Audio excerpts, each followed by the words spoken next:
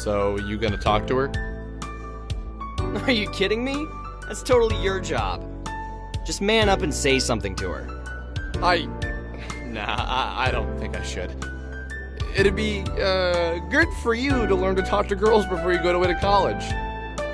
I know how to talk to girls, but she is a senior citizen, man. What is she, like, 27? Ew. That's your thing, man. I told you to cut it out with the age crap. She's probably no older than 24. And besides, aren't you the nubile one? You're much more desirable. Yes, that's true, I am. Listen here, boys. We have a zero creeping on women policy here. If you'd like to ogle some women, I'm sure your mothers would love it if you were home in time for supper. It's not that. It's just we have this photo of you that we would... You've been taking photos of me? Wow. You guys are even more screwed up than I thought. Can't say you'd be the first pervs I've thrown out of this place.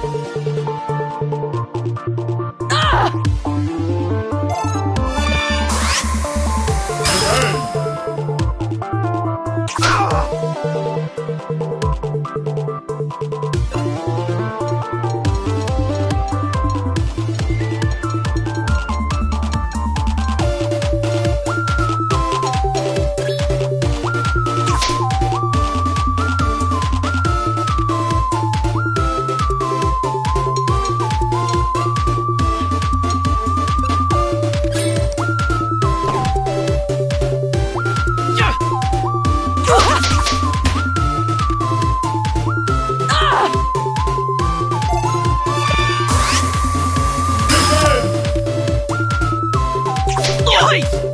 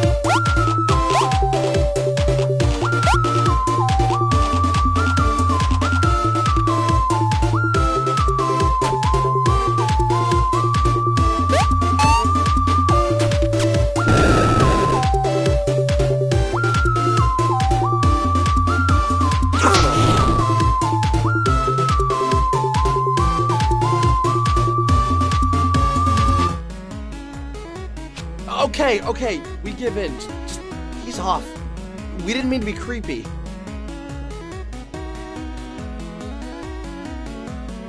Then why were you taking photographs of me? Hey, we didn't take the photos. Someone on the internet did. Someone on the internet? What are you talking about? If you'd stop slamming our heads together for 1 minute, we'd love to explain. Okay, explain. There's this website where people post conspiracies and other weird things, and there's this photo of you, like, exploding things with your mind. Exploding things with my mind. I haven't done that in a while, so I'm sure it's an old photo. So you're not denying that you can do that? Of course I can't. Not with my mind, at least. This goes against all the better judgment I have in me, but can you take me to a computer to show me these photos? Yeah, sure. I live like 5 minutes from here.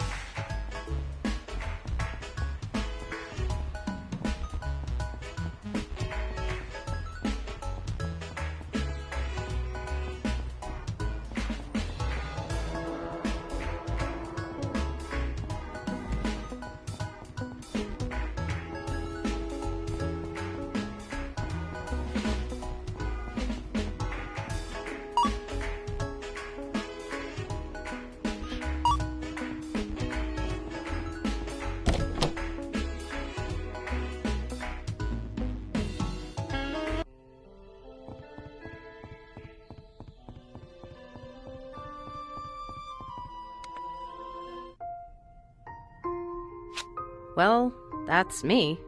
Just, I don't know when these were taken.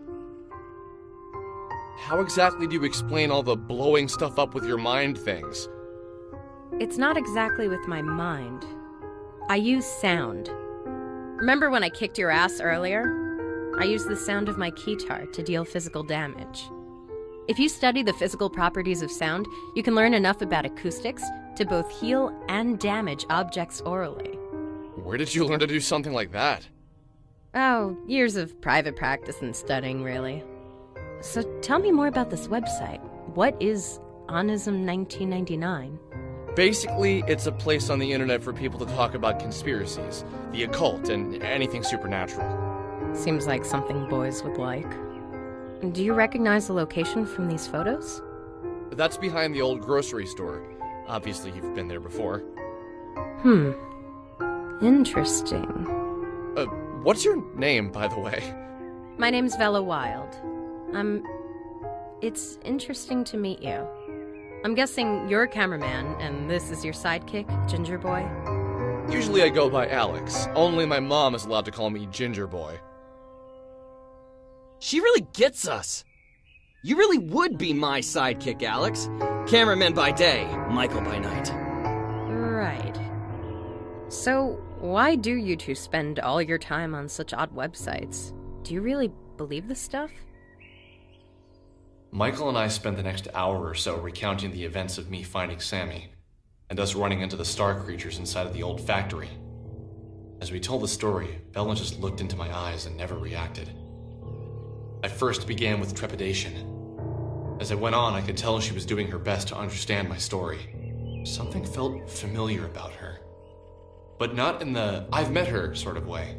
Something deeper. I dated a girl in college who was a women and gender studies major. She told me that she believed men and women were all the same at our core. That we were all made of the same elements, not just on a physical level, but in a metaphysical level.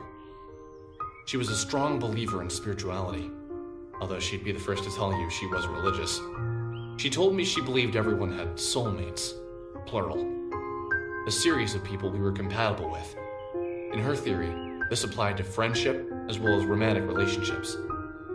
She said that when the universe was created, all matter was one object, and that since we're all matter, we are all the same. She said that she believes our soulmates were cut from the same section of that initial piece of matter. That unexpected feeling of familiarity you feel when you meet someone for the first time means you were meant to meet. I personally didn't believe it. I still don't think she has all her facts straight. But every time I feel what I felt when Vela looked in my eyes, I thought of this explanation. Did you manage to speak with the entities? The entities? I guess you mean the star creatures. Yes, those are the ones. No, we were too busy running for our lives. Did you try and take photographs of them, Michael? Yeah, let me pull them up. Vela told us things. Confusing things. Things that, under normal circumstances, I wouldn't have believed. The way she spoke seemed two-sided. As if for a few moments, a side of her that she was trying to keep hidden was visible. And as soon as we noticed, she made to cover herself up. She made jokes more often than she was serious. But when the serious aspect of her personality appeared, I was convinced that's who she really was.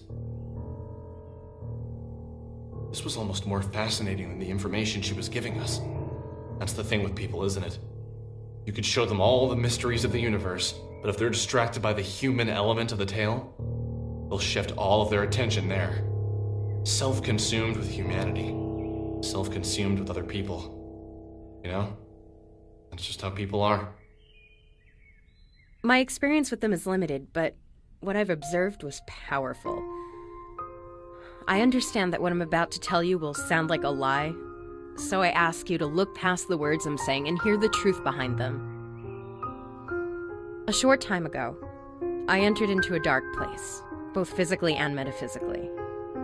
While I was there, I encountered the entities for the first time. I can't say what about their presence was so striking to me, but the moment I saw them, I felt something. Something that was weighted. Like their bodies took up the entirety of the room, as if they were the room. At first, I approached one and we spoke. However, the contents of the conversation isn't important to the story. Something I said upset it, and it tried to grab me. It was almost like a mother trying to smother its child. The pain was beyond description. It scared me to death. The entity was incredibly heavy. I managed to break free, but the weight of the thing remained on me. And for the entirety of the following week, it was as if someone was twisting a drill inside me. My head would throb, and the pain felt bone deep. You probably can't imagine what it was like, you two, but just the thought of the pain now brings tears to my eyes. I reflected on her story. I wanted to reply, but something inside me told me to let the words hang in the air. It was as if the longer the pause between her words and mine, the more truth they carried. Finally, I spoke. That's horrifying. But can you explain what you mean by entered a dark place? Or more importantly, physically and metaphysically? I can understand doing it physically and mentally, but I need some help with the meta part. Metaphysical is a word, an adjective to be more specific. It means pertaining to or of the nature of metaphysics. Metaphysics is the branch of philosophy that includes the first principles, includes ontology and cosmology, and is intimately connected with epistemology. Epistemology is, of course, a branch of philosophy that investigates the origin, nature, methods, and limits of human knowledge.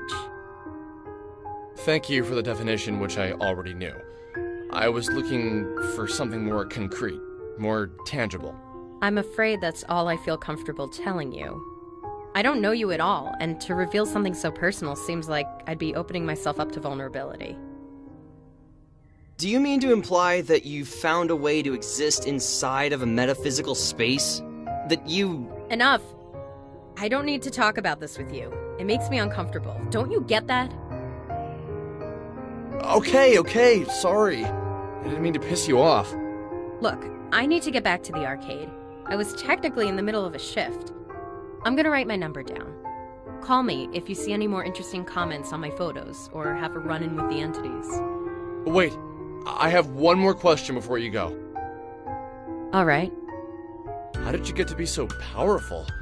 You took both of us on and barely broke a sweat. You act as if that's impressive. Look, I've trained myself in the metaphysical space, inside of the mind dungeon. I like you two, so I'm gonna let you in on a little secret. Here is one last number. Call it if you ever want to open your mind and expand your battle abilities. That's all I'll say for now. The guy on the other end can explain more.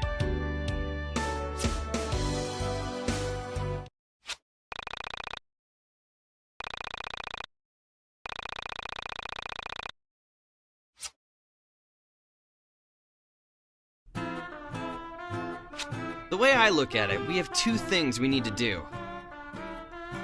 If we want to hang out with Vela again, we're gonna need to train ourselves. Also, if we want to call her, we're gonna need to search Onism 1999 for some interesting posts. Okay, simple enough. Go grind and then give Villa a call. Yeah, but don't forget to search Onism 1999 for some good posts. She'll probably hang up on you and kick our butts again if we don't have anything cool. Man, are we even cool enough to hang out with someone like her? Nope! I'm still growing, and you're an overgrown man-child who can barely pick up a record. So let's head out of Frankton and try to find some things to beat up. Sounds good. We should stock up on some healing items at the burger joint before heading out.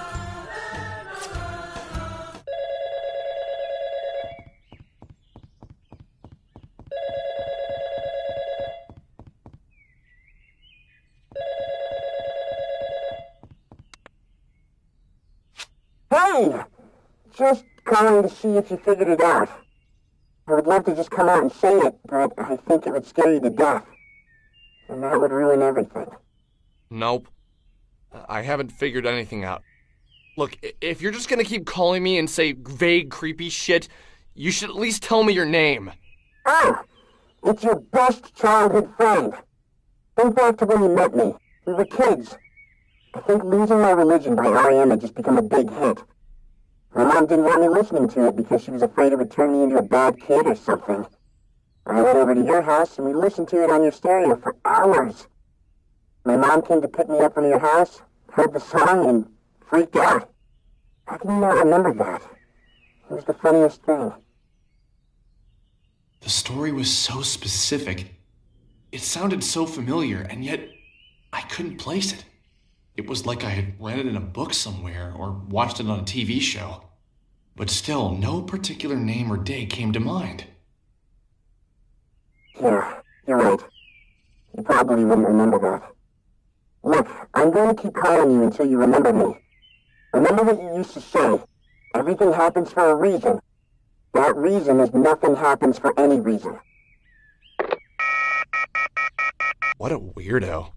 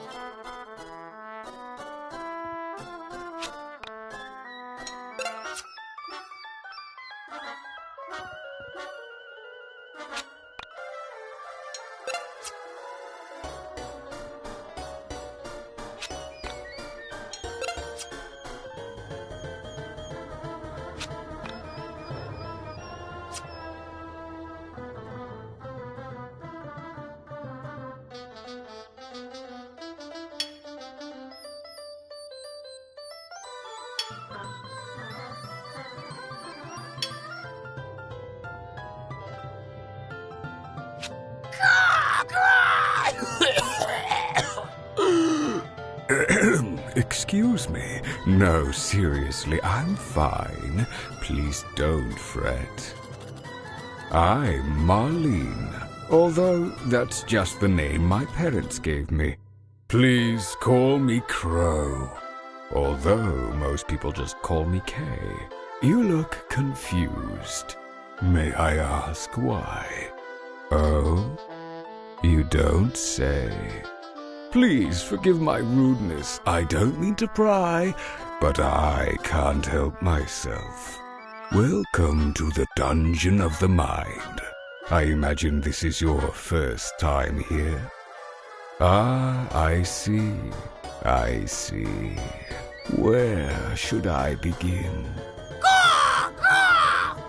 Well, first I should begin by saying in the fight between you and the Mind Dungeon, back the Mind Dungeon. For all intents and purposes, the Mind Dungeon is the only thing that truly exists. Everything else is just shattered fragments of time and matter floating in the soul space. Remember to save often. One advantage in keeping a diary is that you become aware, with reassuring clarity, of the changes in which you constantly suffer. Plus, it's never fun to lose progress. Well, good luck. I've often said that it's comforting to reflect that the disproportion of things in the world seems to be only arithmetical. I'm not really sure what I mean by that either. Lastly, in my pseudo-philosophical rantings, I forgot to mention something vital. You may have heard this in a distant dream, but I feel like I should remind you. When you kill an enemy, it's dead forever. Killing enemies gives you experience points. Spend those experience points to open doors inside the Mind Dungeon. Remember though, you can decide not to kill any enemy and avoid the battle altogether. However, doing so might not be wise all the time, since you'll want to find experience points to spend on character upgrades. Oh, your face is screwed up in this window.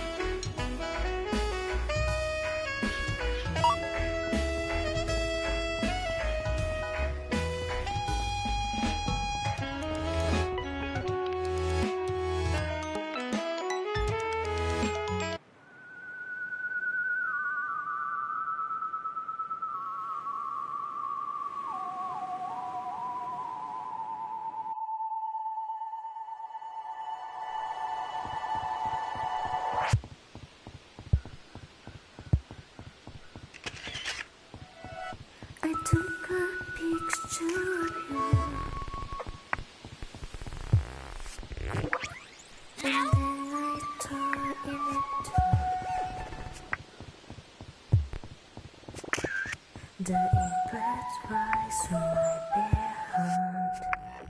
You will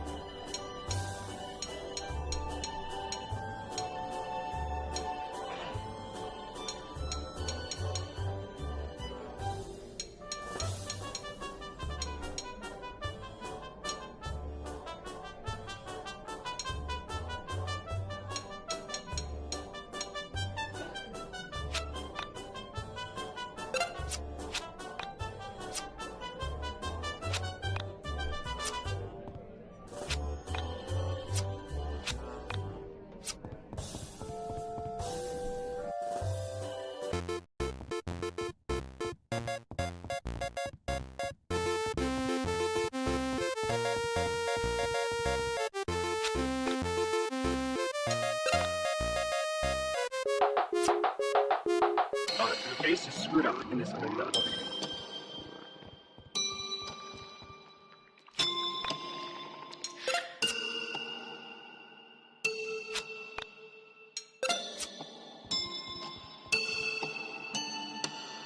The base is screwed up and this has been done.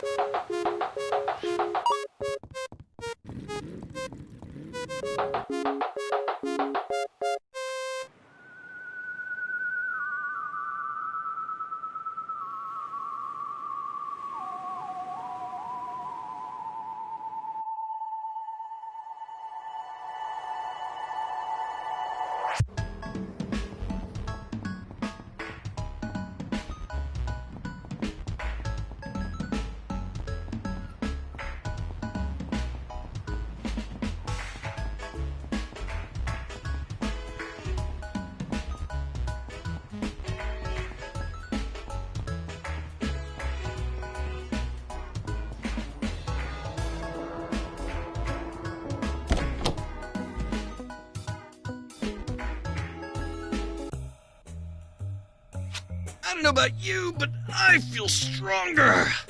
I think you can see my biceps now. Hell yeah. I'm not really worried about how I look. I'm more concerned about how I feel. Yeah, you would say that.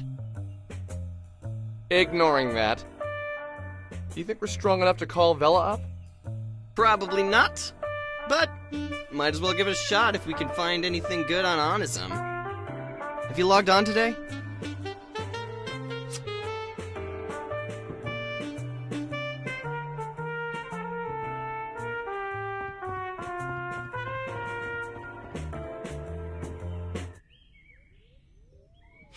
Hey, Michael. Check this out. Someone sent me a PM.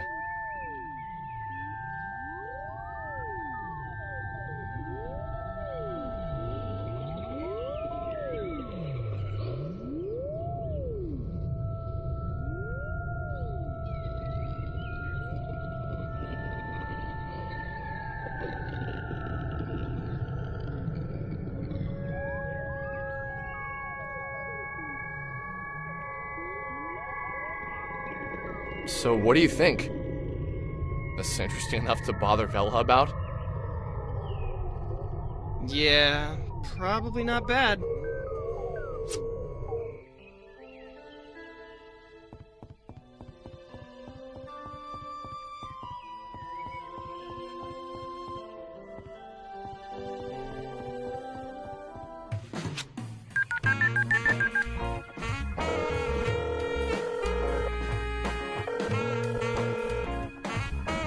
Hey, Vela.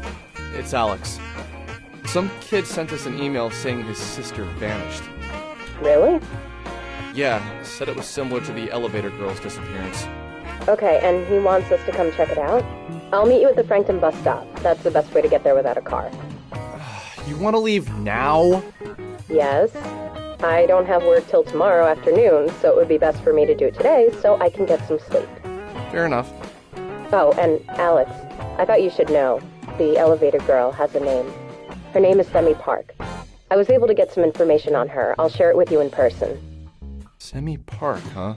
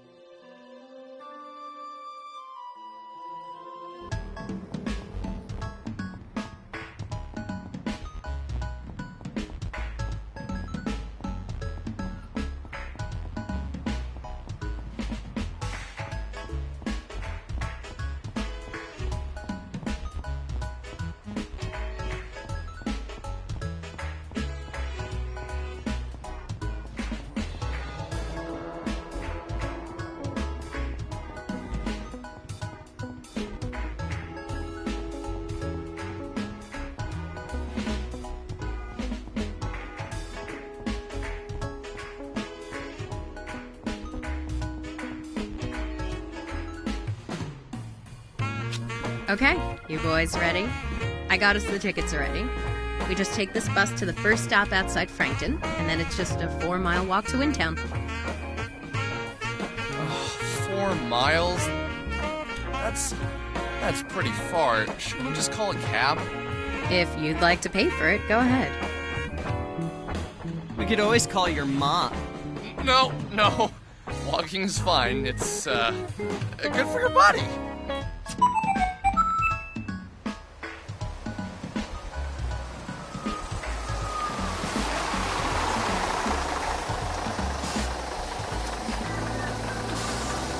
When we sat on the bus with Vela and began to talk, it felt as if she was a different person.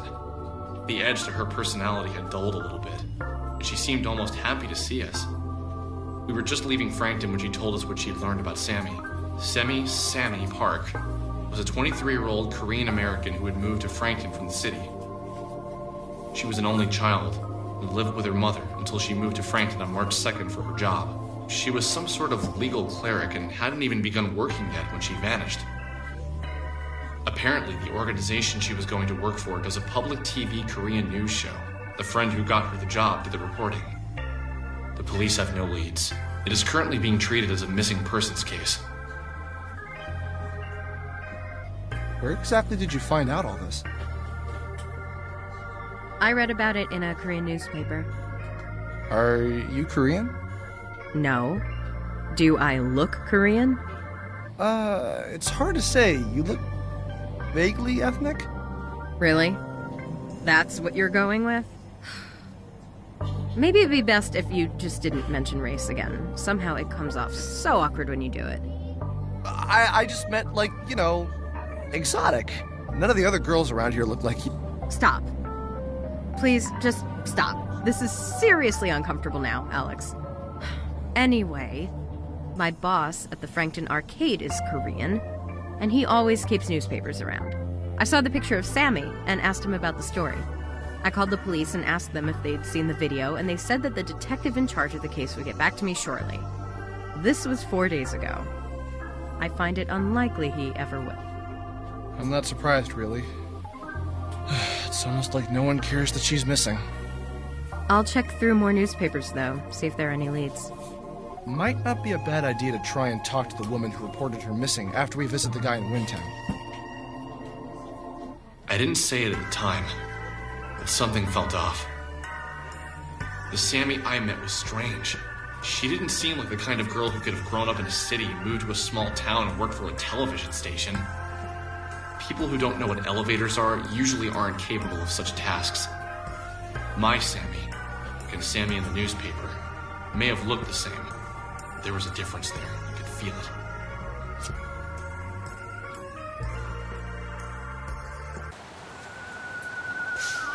Holy cow. So, how far are we again from Wintown? Not too far. 4 miles northeast of here. We don't need to cross any more highways, so if we approach one, we're going the wrong way. Okay. Let's do this. I took a picture of you, and then I tore it.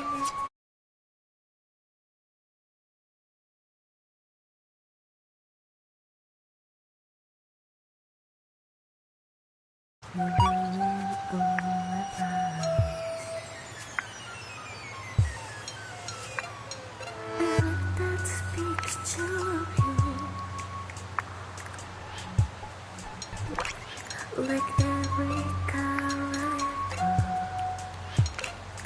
the different shade in the background, a moment's most ever found. I miss that picture of you. There's nothing more I can do, and now I'm standing here waiting. Why the colors are fading? Away, far away.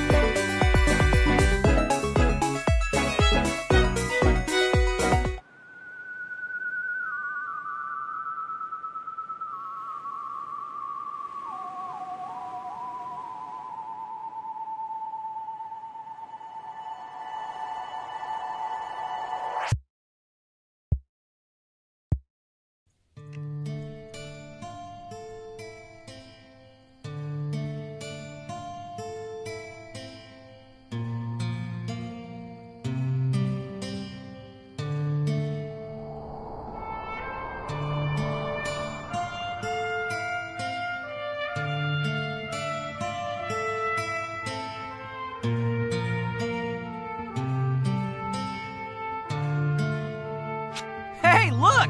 We're in Chicago!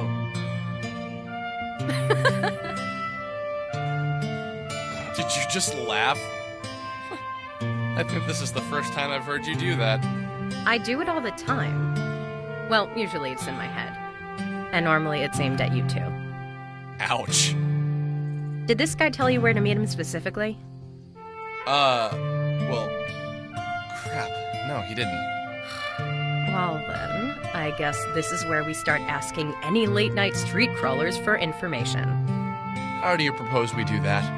Find the nearest person and ask them about the girl who disappeared here recently. Pretty easy, actually. Just be direct, Alex. They won't bite. Well, maybe they won't. This town is pretty suspect. Okay, fair enough. Well,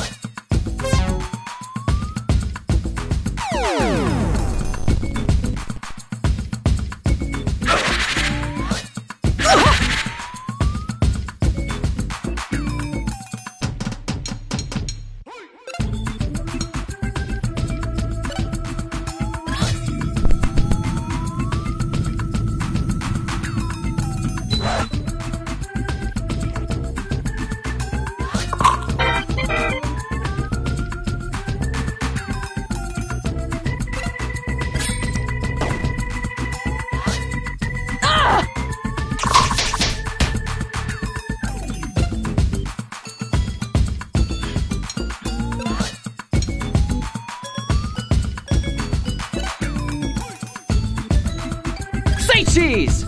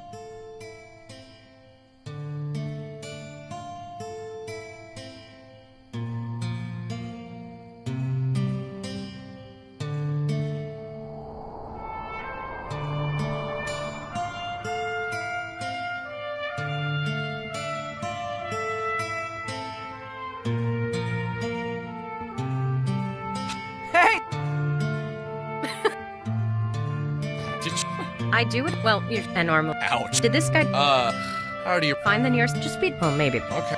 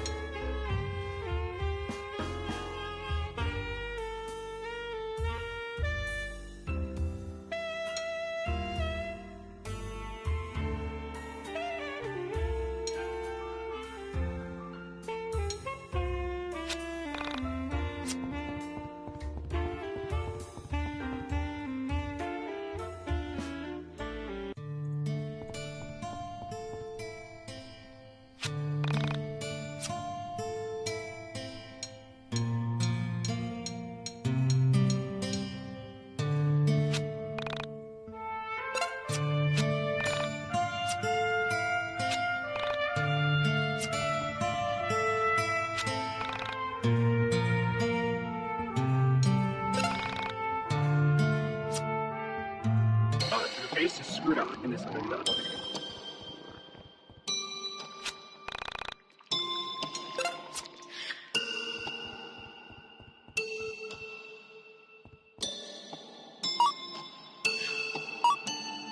Your face is screwed up in this elevator.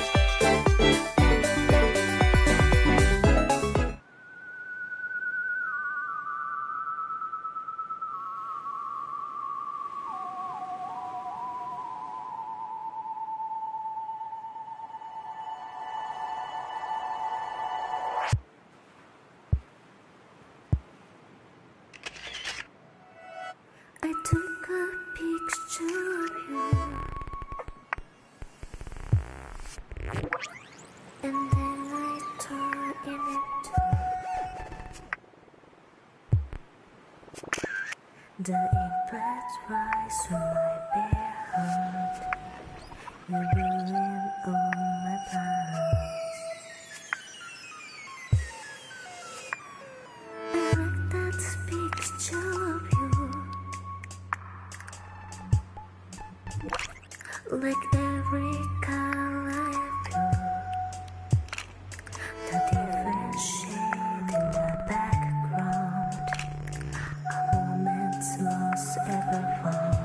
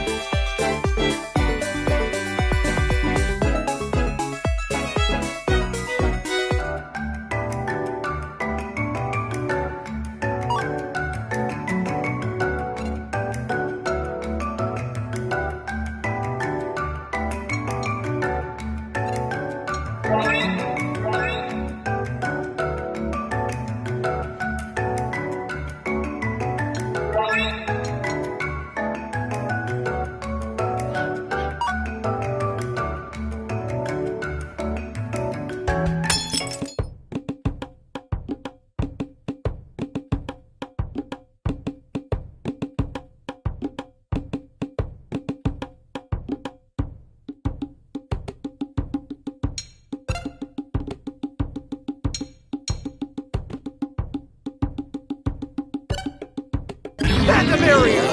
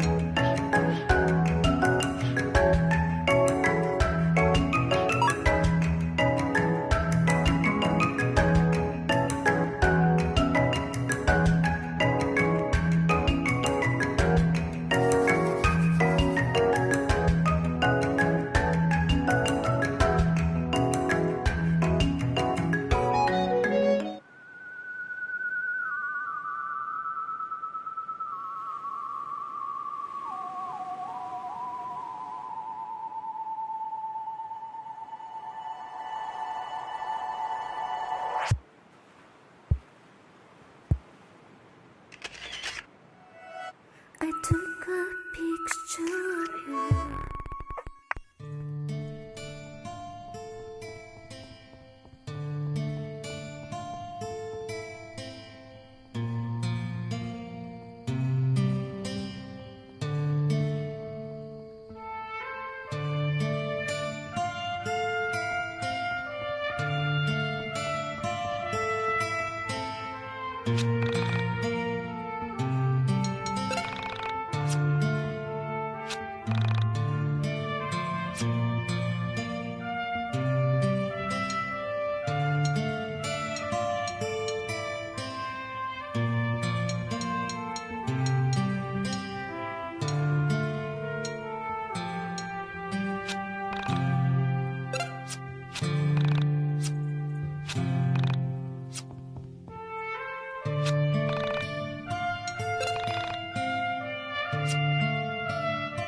The face is screwed up in this window.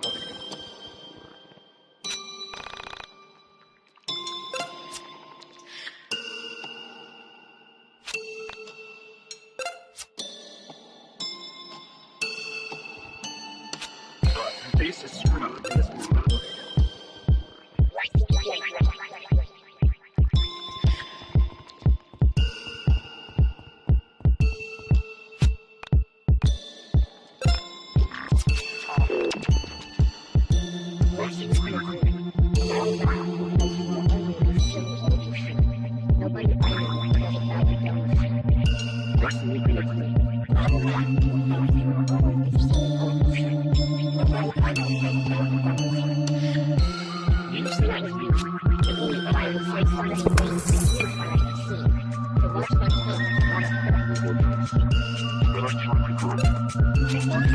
Let's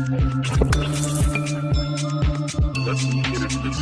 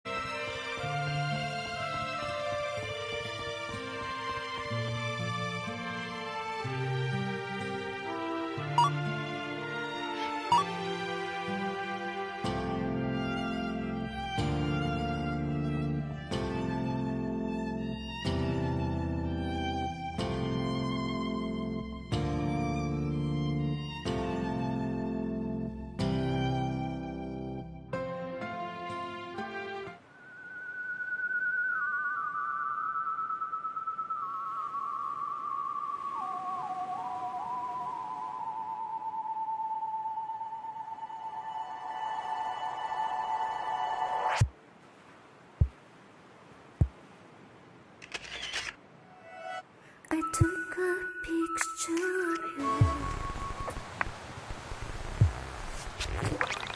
and then I tore in it. The impact was on my bare hand. You ruined all my plans.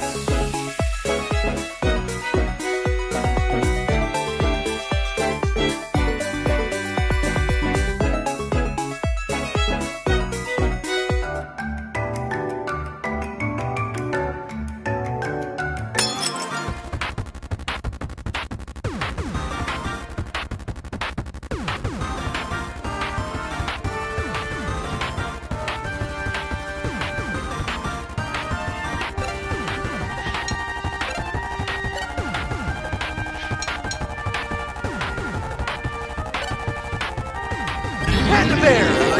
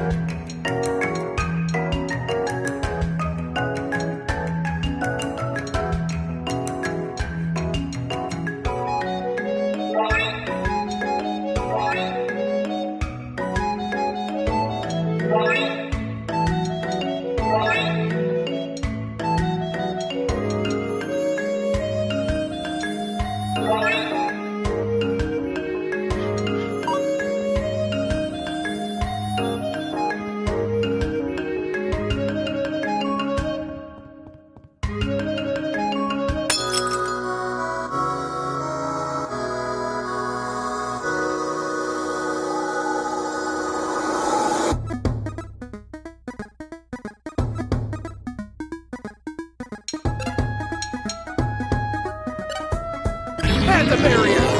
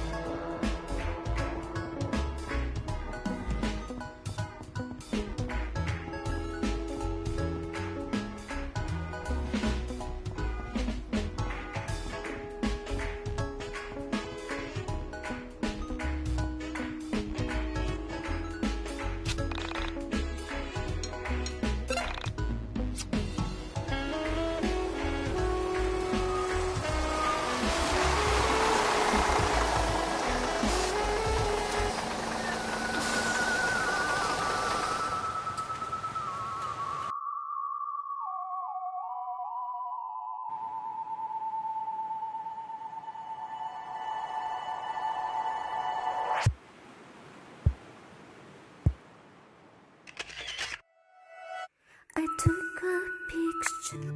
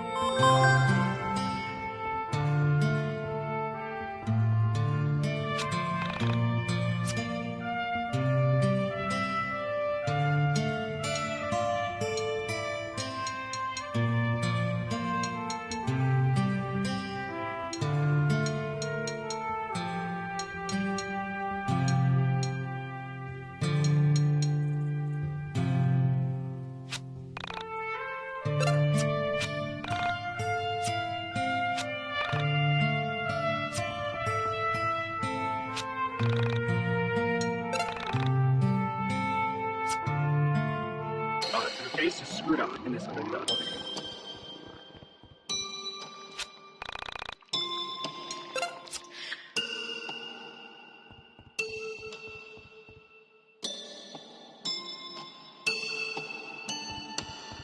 The face is screwed up in this window.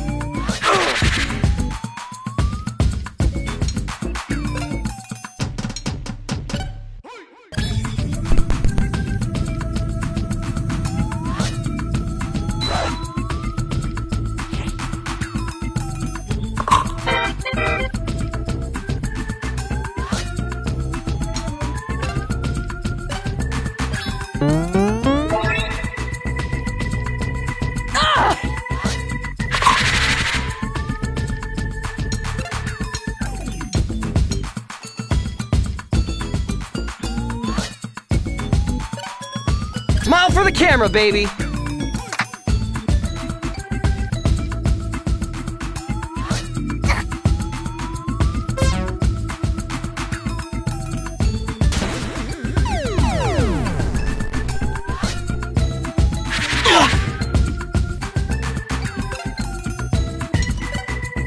And a barrier!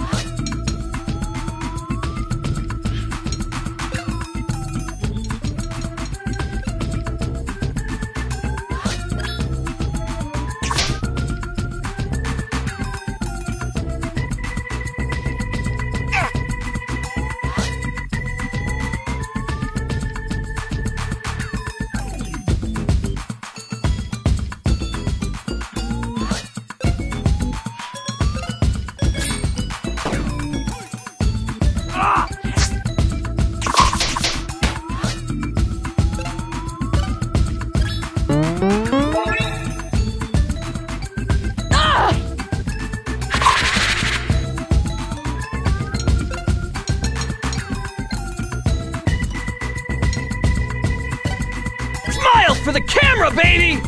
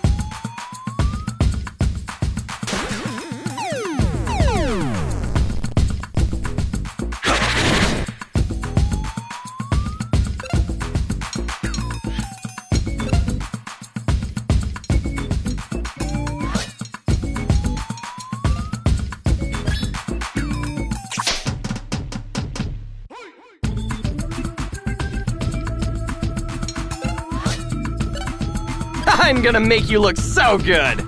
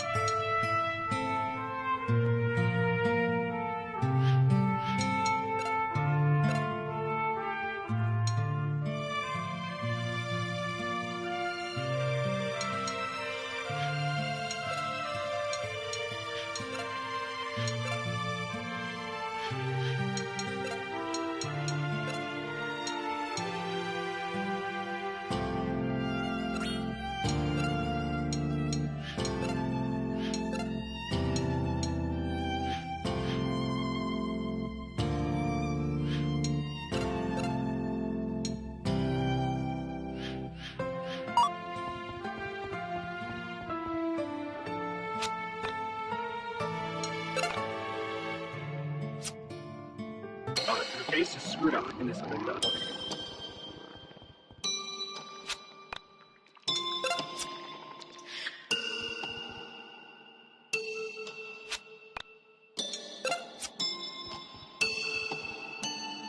Her face is screwed up in this old duck.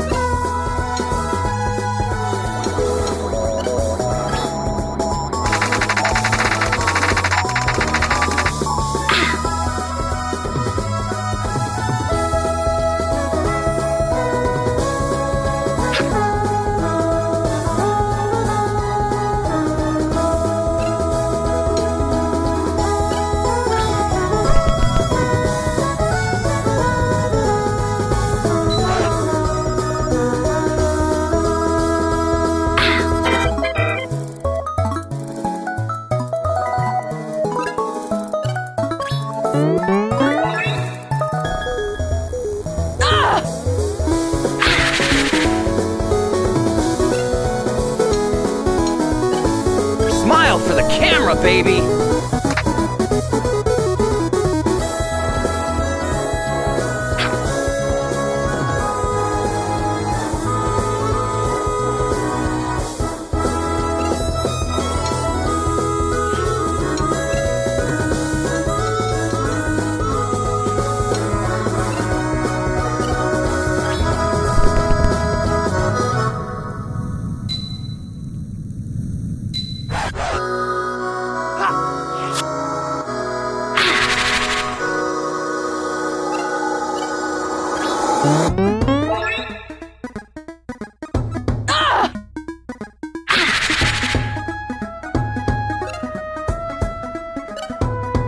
Smile for the camera, baby!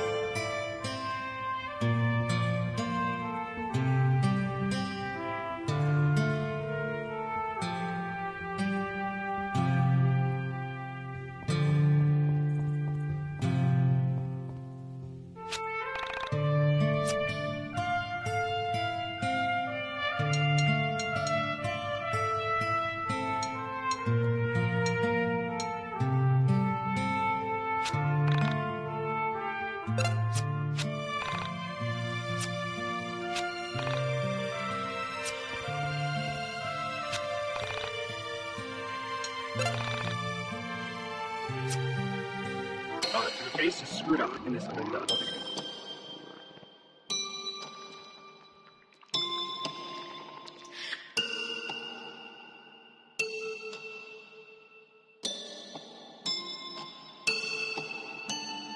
The case is screwed up in this window.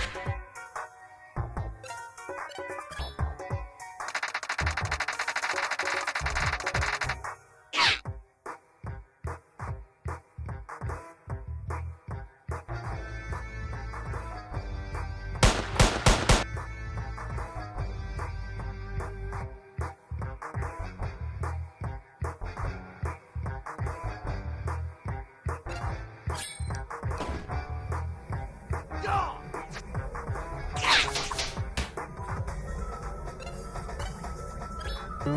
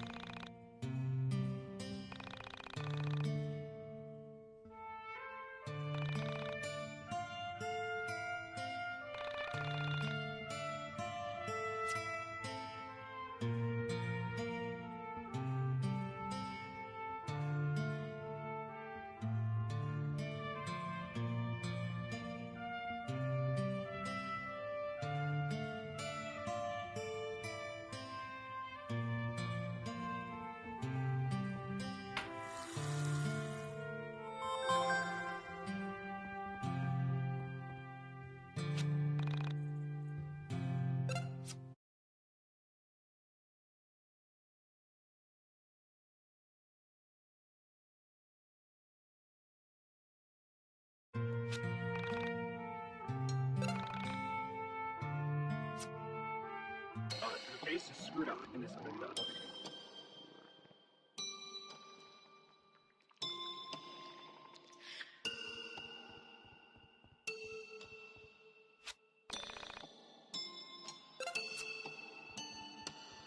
The base is screwed up in this window.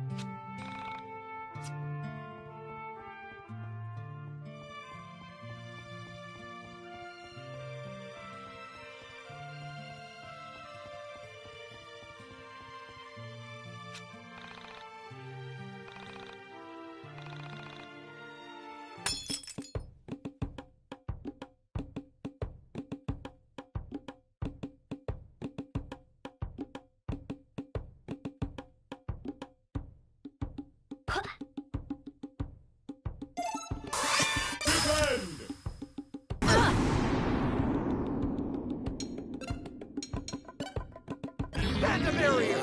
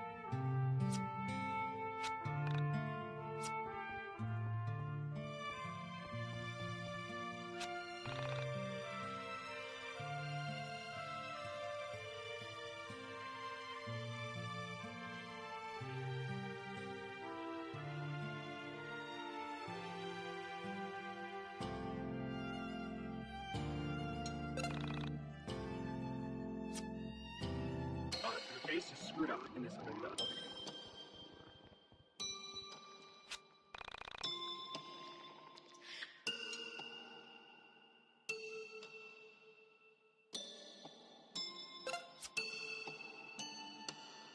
The base is screwed up in this window.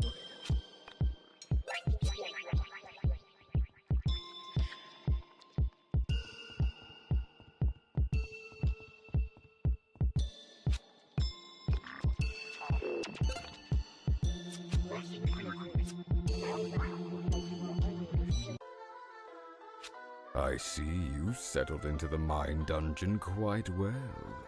Have you met the librarian? Oh, I guess you wouldn't. She's on floor 15. There is a girl who minds the place all by herself. Tell her the crow told you to come read old memories. She will show you the rest. Before you go, I feel like I should warn you about that girl. Ask whatever questions you want, but remember, she may not answer. There are things I cannot say, and things she certainly can't. However, keep asking questions. Ask as many as you can think of. That will be your job. Whenever you're not in the dungeon of the mind, you are free to do as you like. Understand? The base is screwed up in this window.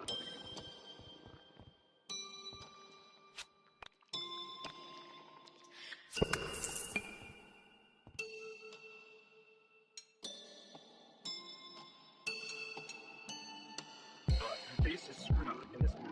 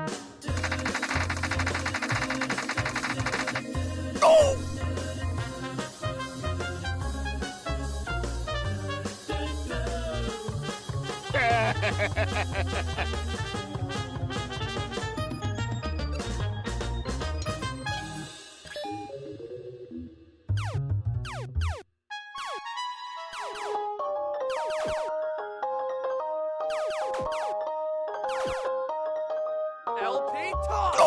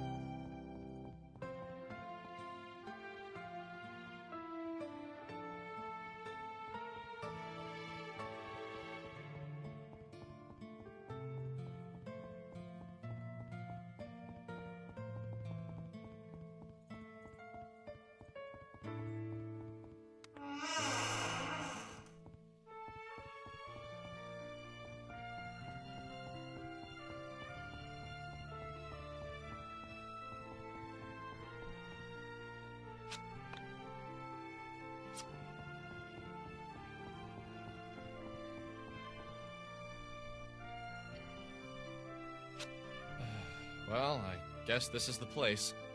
So, do we just knock? Let's give it a try. Worst comes to worst, he's sleeping and we wake him up.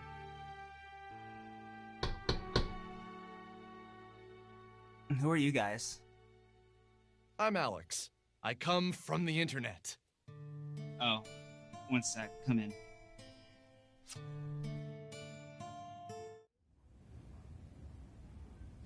So hey, yeah, I'm Rory, but you probably figured that much out on your own.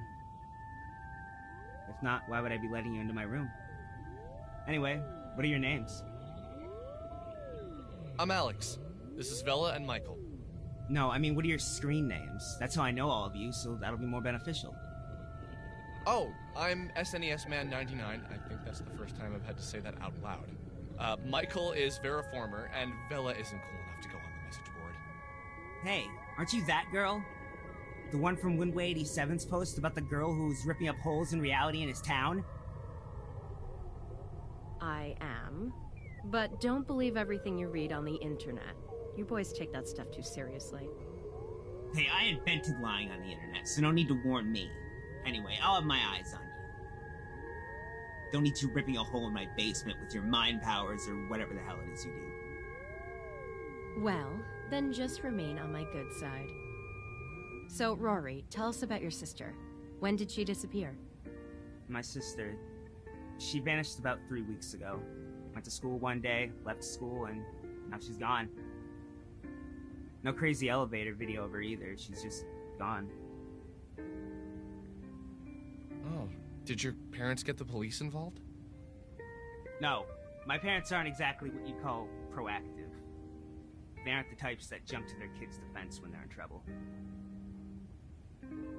Do you think it would be okay if we talked to them? No, that wouldn't be okay. It's complicated. I see.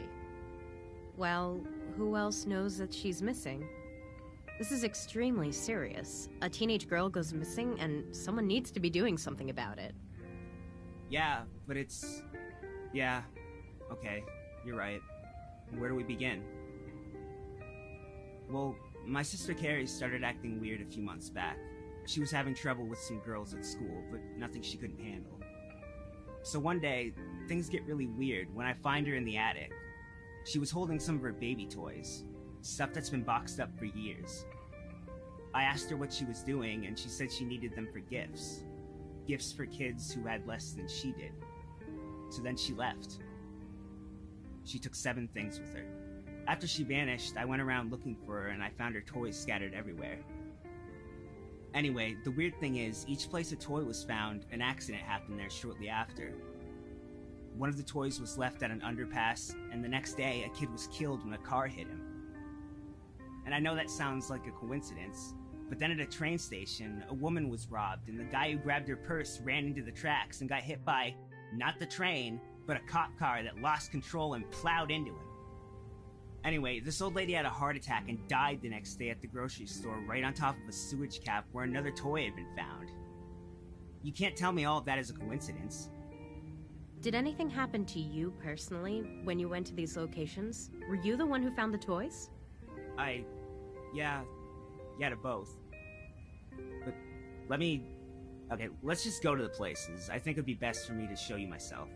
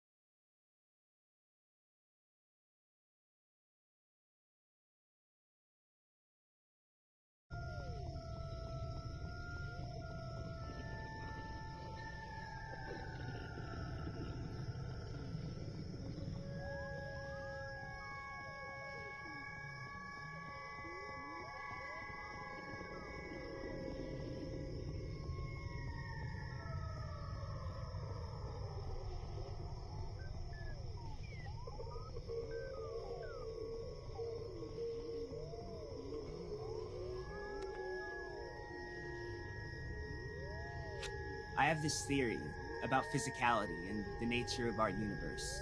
It has a lot to do with the temporal nature of our bodies. Basically, I think we all have a set number of days to be in our bodies, and they usually end with our bodies being destroyed. But sometimes, very rarely, we leave our bodies without dying. What exactly happened to you, Rory? What makes you say this? Okay, forget that for now. I can't explain it right now. Let's continue the tour.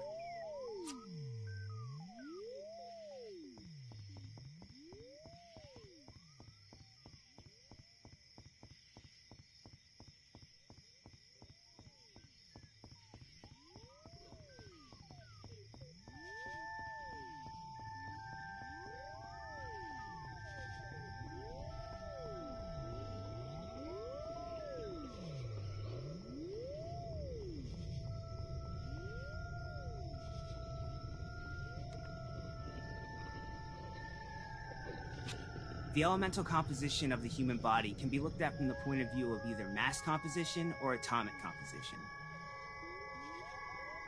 The adult male human body is approximately 57% water, and water is 11% hydrogen by mass, but 67% if you count atoms. Most of the mass of the human body is oxygen, but most of the atoms in the human body are hydrogen atoms. What we love to forget is the soul when we talk about our makeup. I don't really believe in souls in a religious sense. I like to think about the soul as our mind. Have you ever imagined what it would be like if we successfully performed a brain transplant, but when the person woke up, they were exactly the same? Like, the brain is a physical part of the conscious, but the moment it's in a new body, the old soul, brain, or whatever enters back into the body and poof, we're back to being ourselves. Do people really know that the brain contains our thoughts? Yeah, and before you tell me about the science behind it, I know you're right. I just think about this from time to time. You're a bit off on both your science and metaphysics, but you're onto something. Vela didn't shoot him down. She didn't mock him. In my head, the rational part of my brain was already thinking of a variety of corrections to his ideas. But after this week, I knew pretty much anything was possible. I can't do it here. Okay, let's go to the next spot. I'll try there.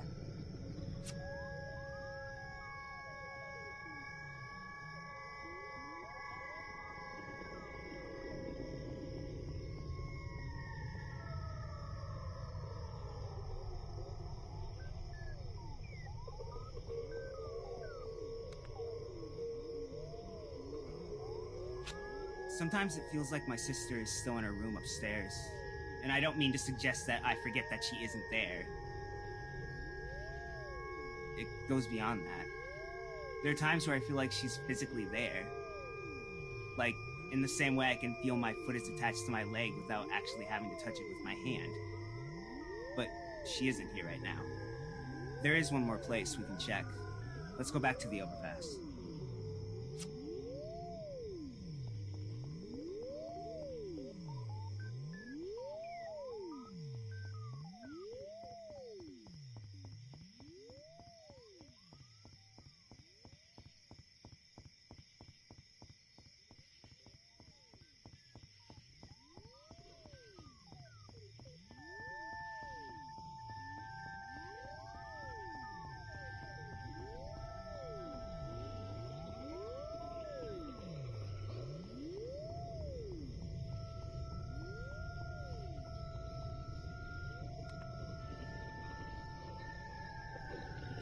This is right.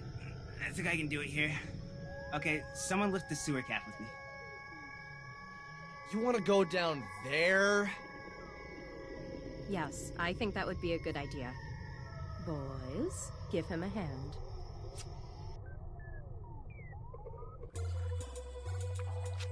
Okay, so what I'm about to say might sound crazy, but I can prove my theory down here. I think my sister's soul is down here, so let's look for her. Rory, I think you might be a bit...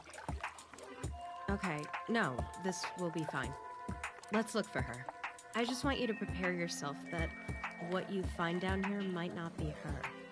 Whatever, but I know it's her.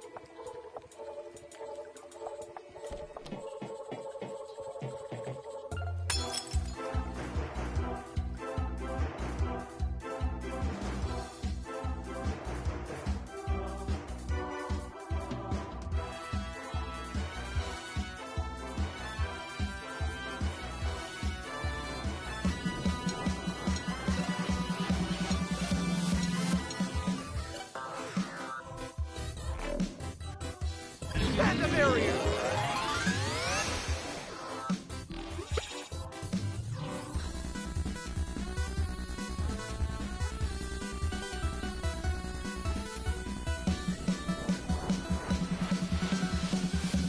Hoi!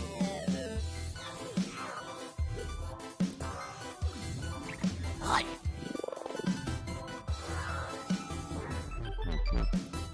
Hey!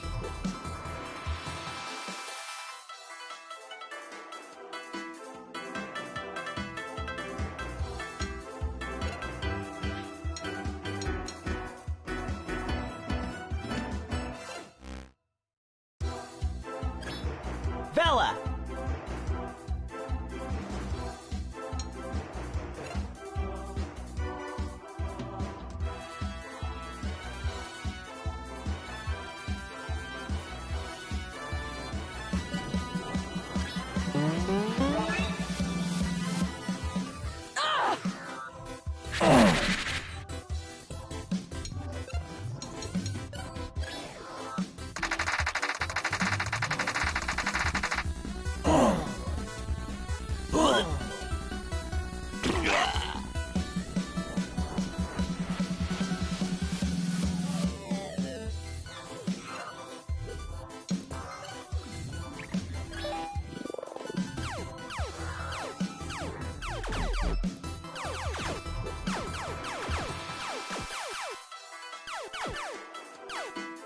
LP Talk!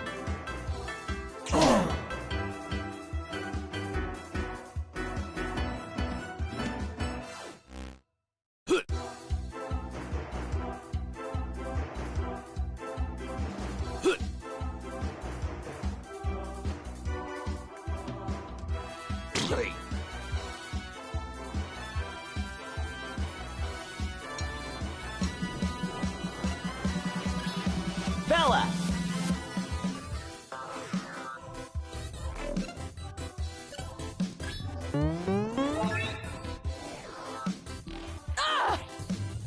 Good.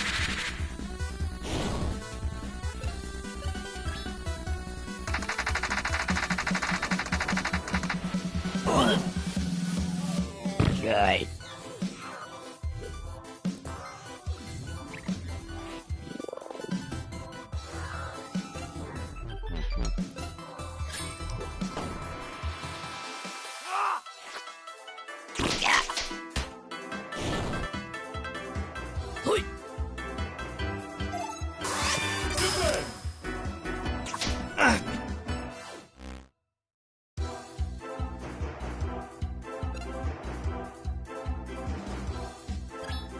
Michael!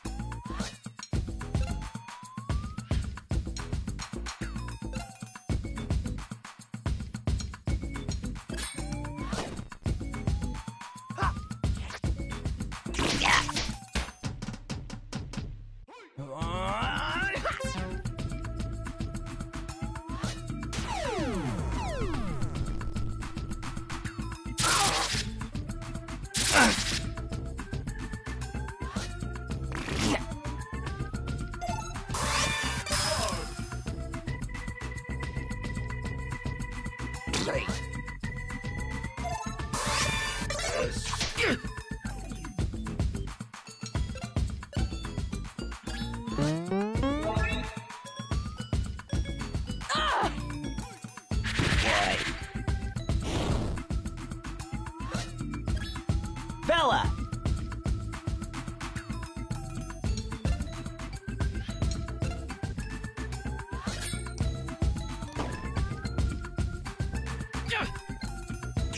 Shot!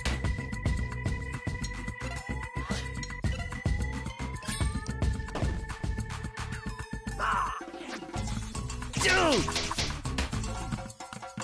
I said no anchovies!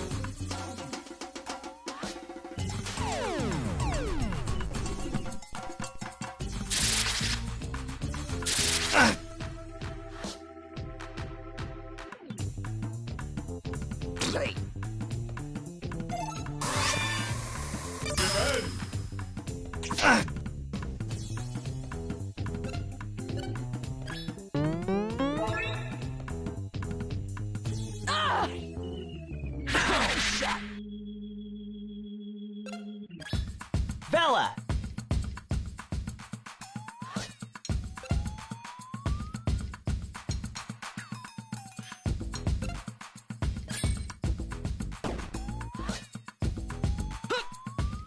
Ow!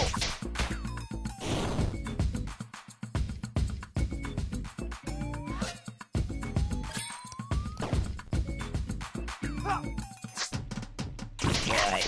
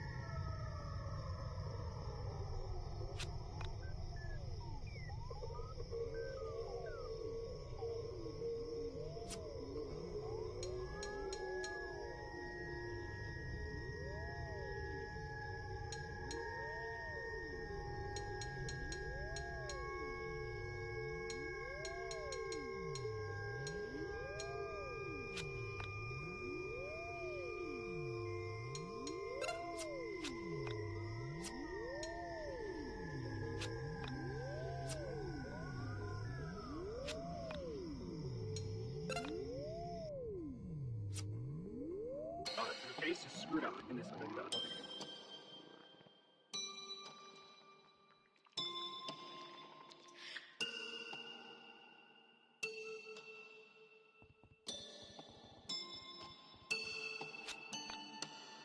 The base is screwed up in this window.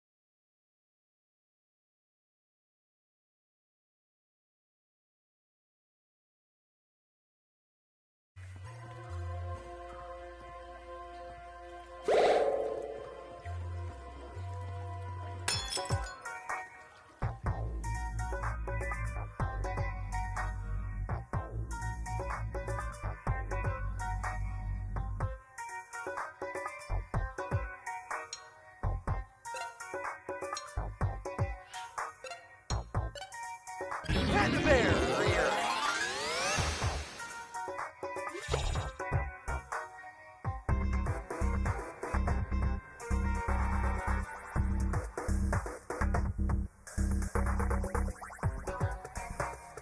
I said no anchovies!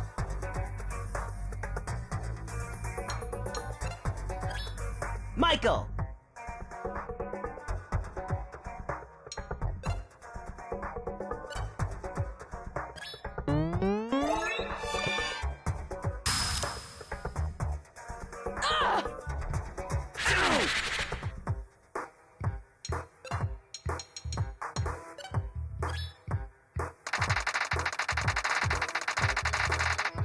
Ow! Right in the manhole!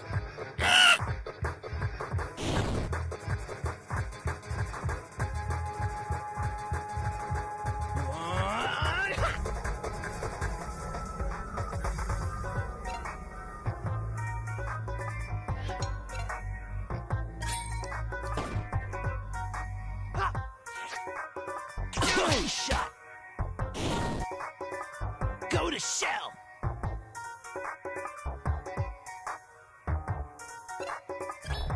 Michael!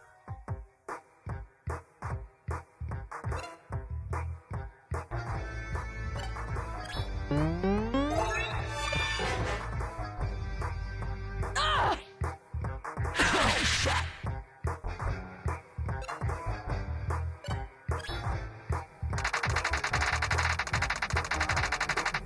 Ow!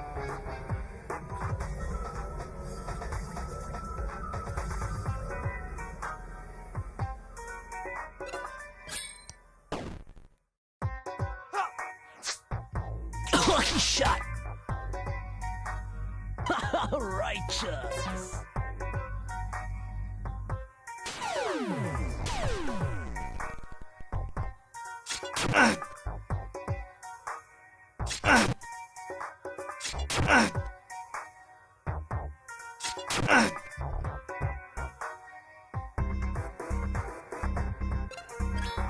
Michael!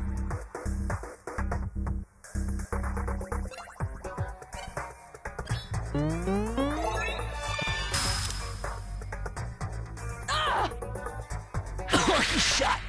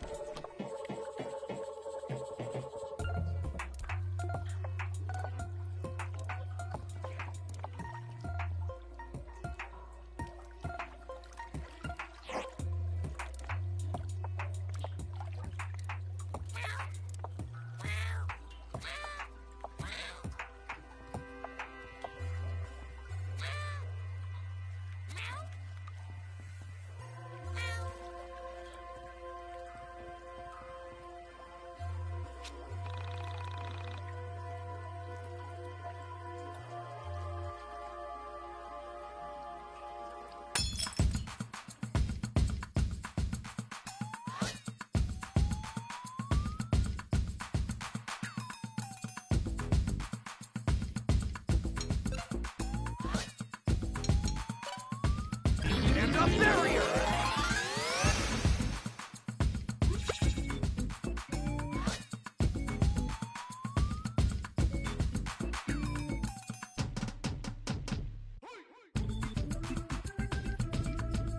Go to shell!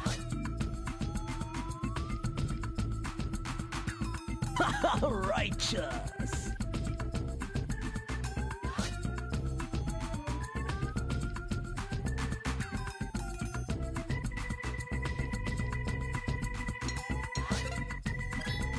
Bella!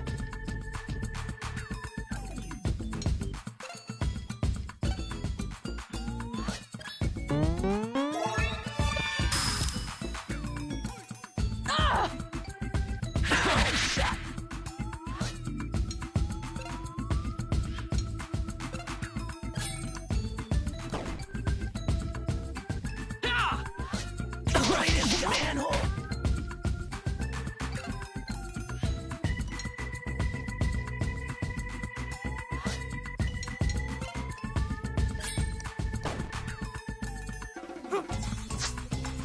Oh, shot!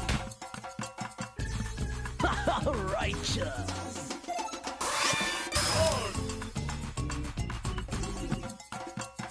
I said no anchovies!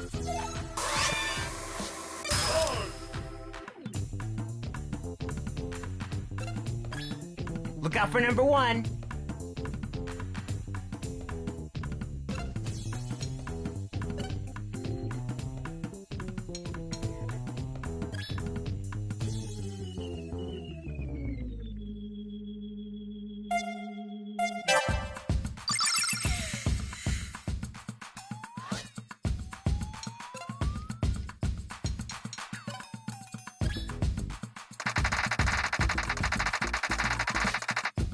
Right in the manhole. Dude!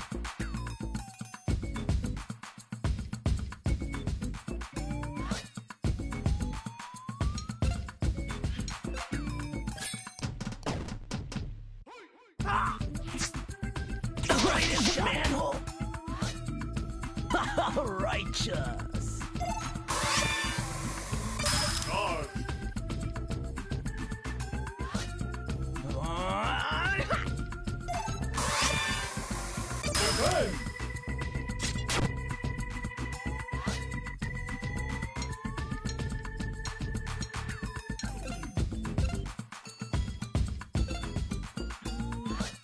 Stat, swap!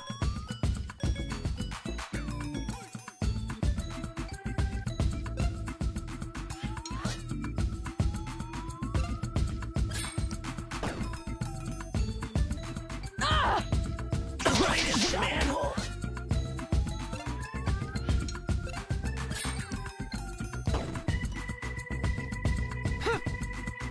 Right in the manhole!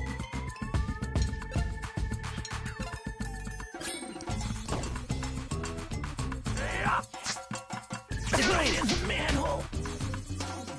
I said no anchovies!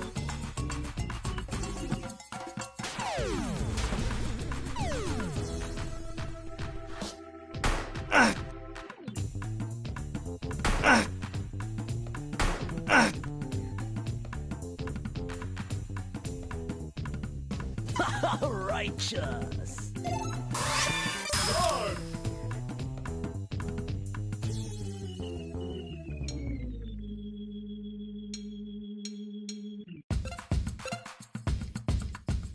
Stat swap!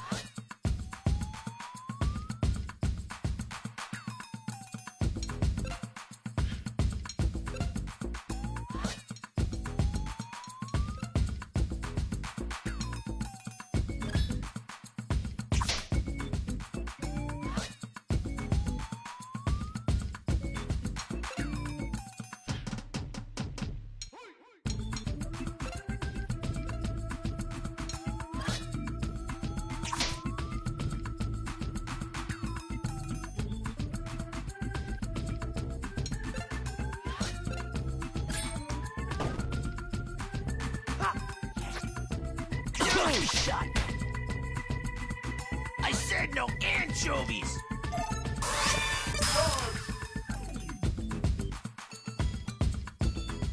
Righteous.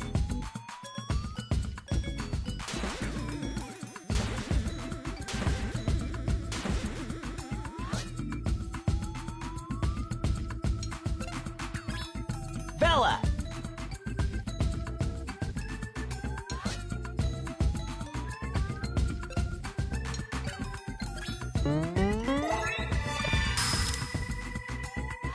Ah! Right in the manhole!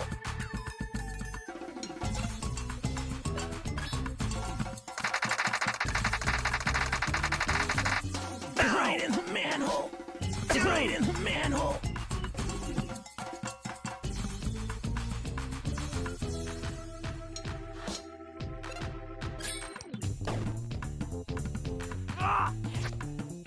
Lucky shot! Righteous!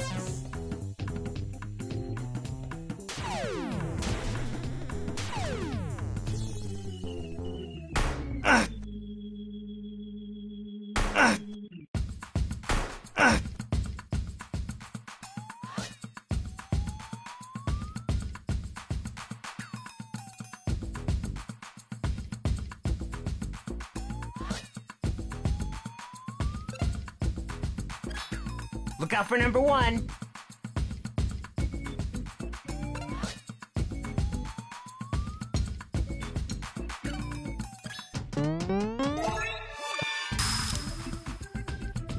Ah!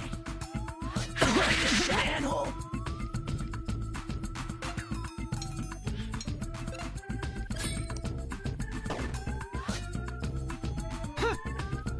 Good shot.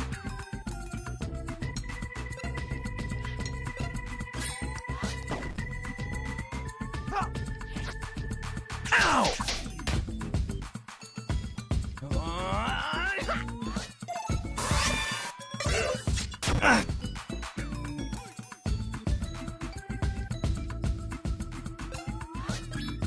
Michael!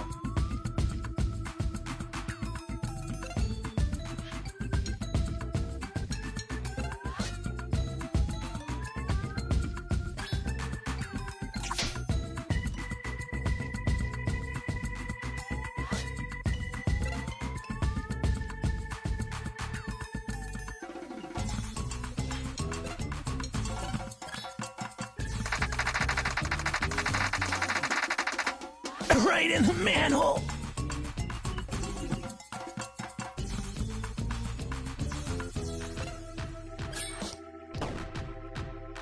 Ah!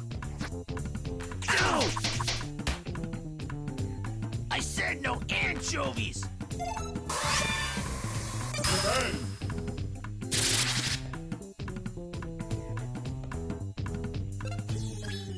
Bella.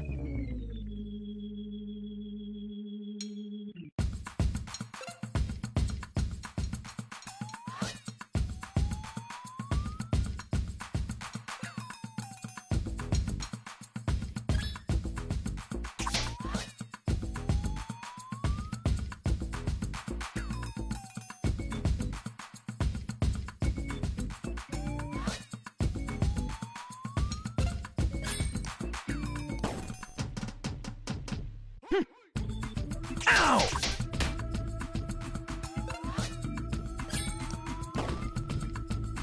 Ah! Right in the manhole. I said no anchovies.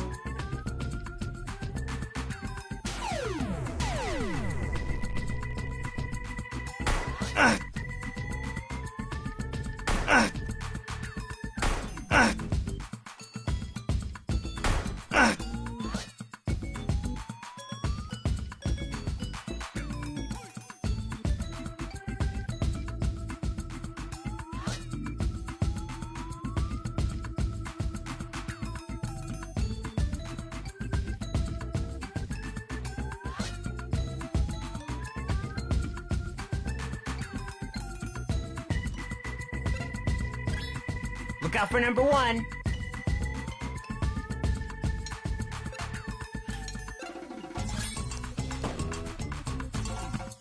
Ah! Right in the manhole.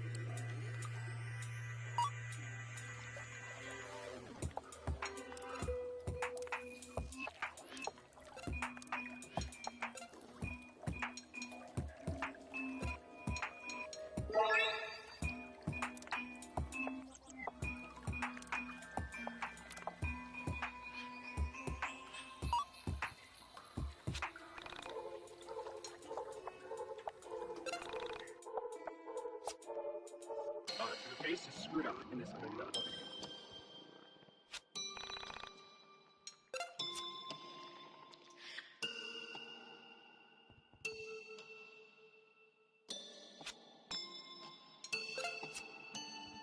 Your face is screwed up in this other nut.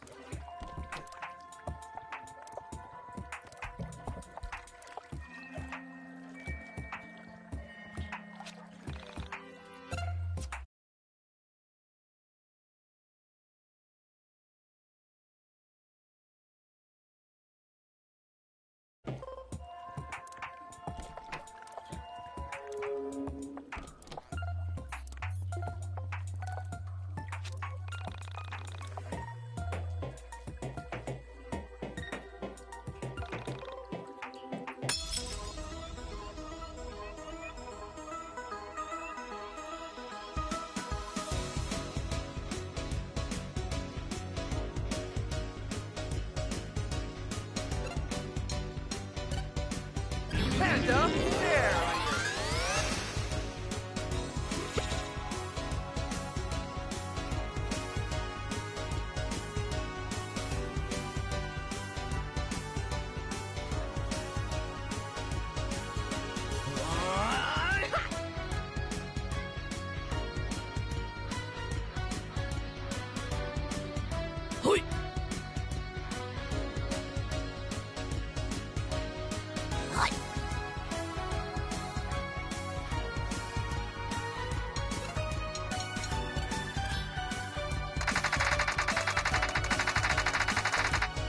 Right in the manhole.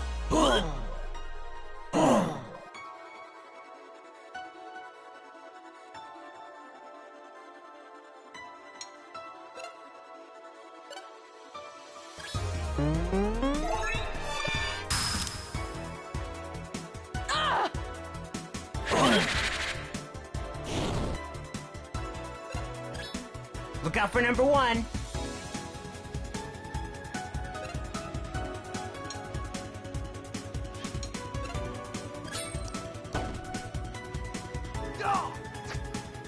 Right in the manhole. I said no anchovies.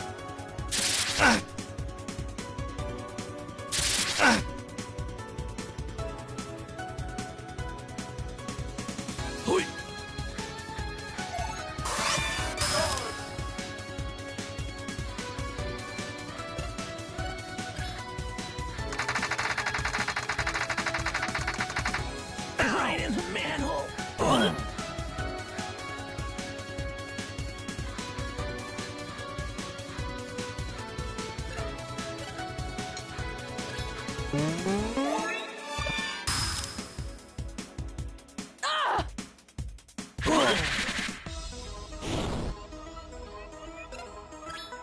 Look out for number one.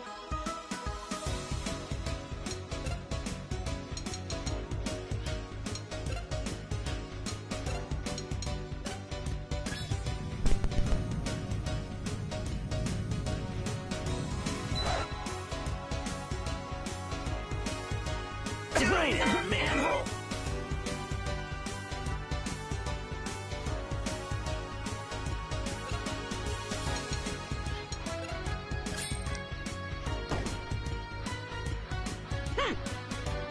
Right in the manhole.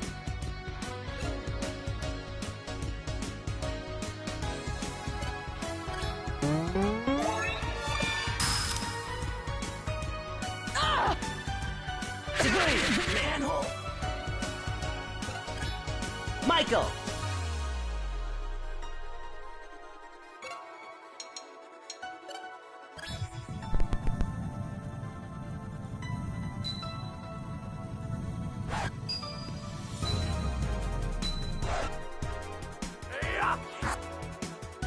Right in the manhole. Go to shell.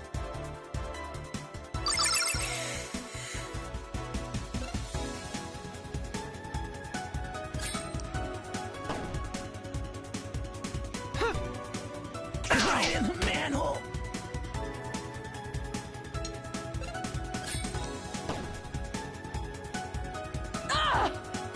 Right in the manhole.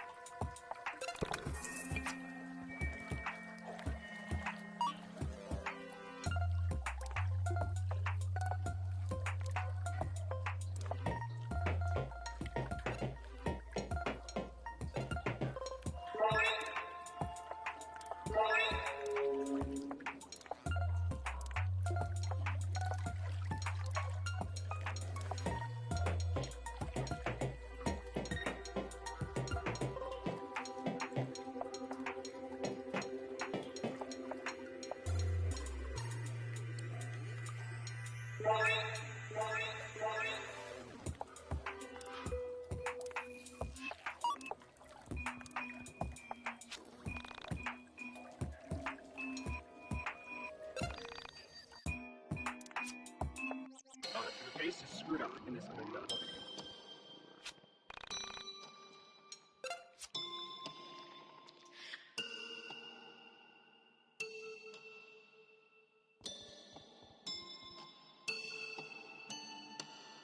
The base is screwed up in this window.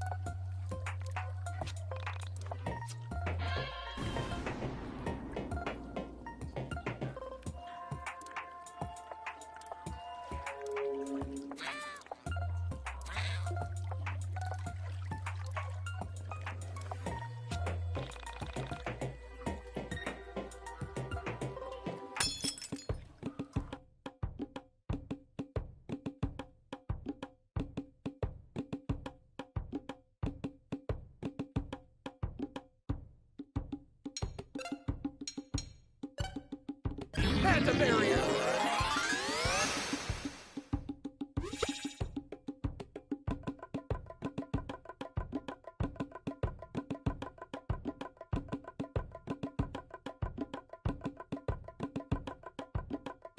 Righteous.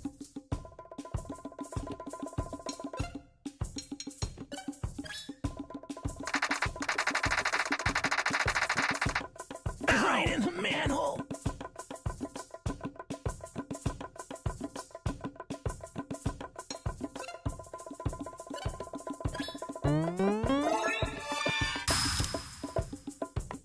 Ah!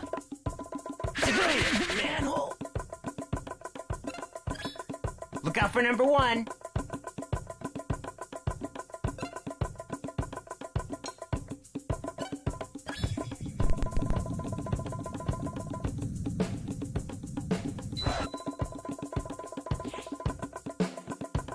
Right in the manhole.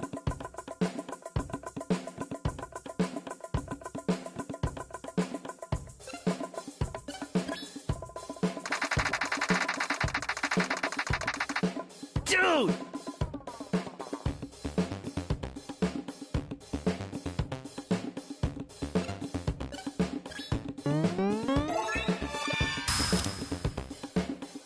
Ah! Dude! Bella!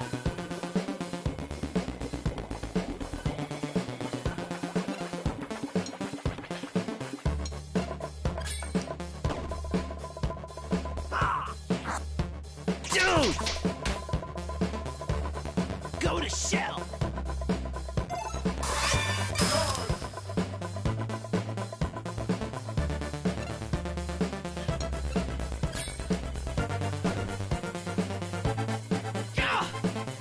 Ow!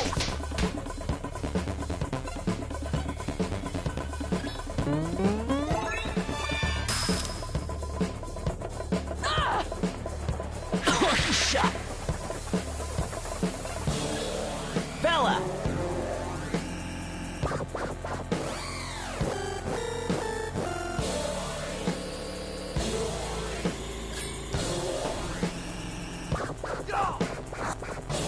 Right in the manhole!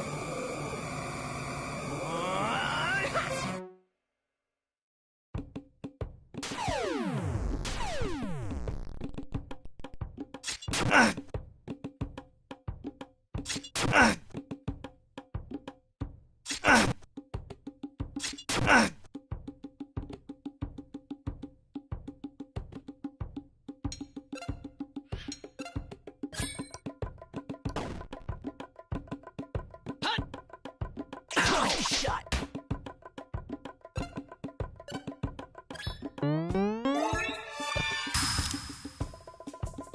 Ah! Civilian manhole.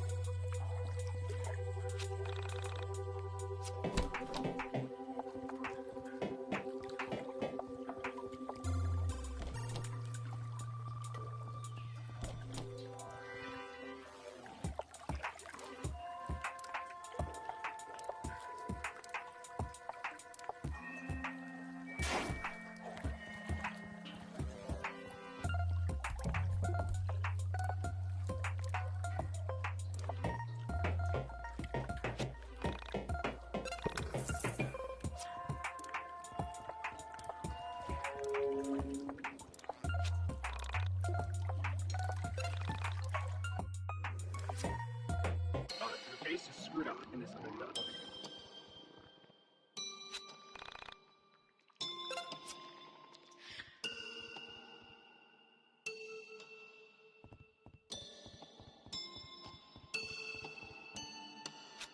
The base is screwed up in this window.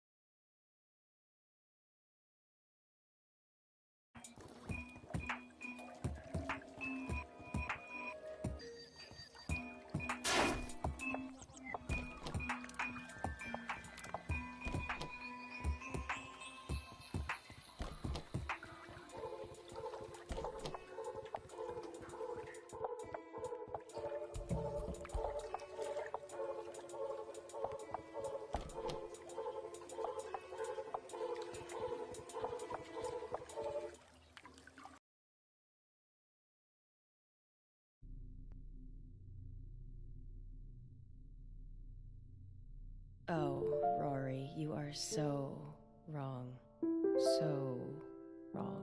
Can't you see her too? That's my sister. That's Carrie. Oh shit! It's an entity! We need to get the hell out of here!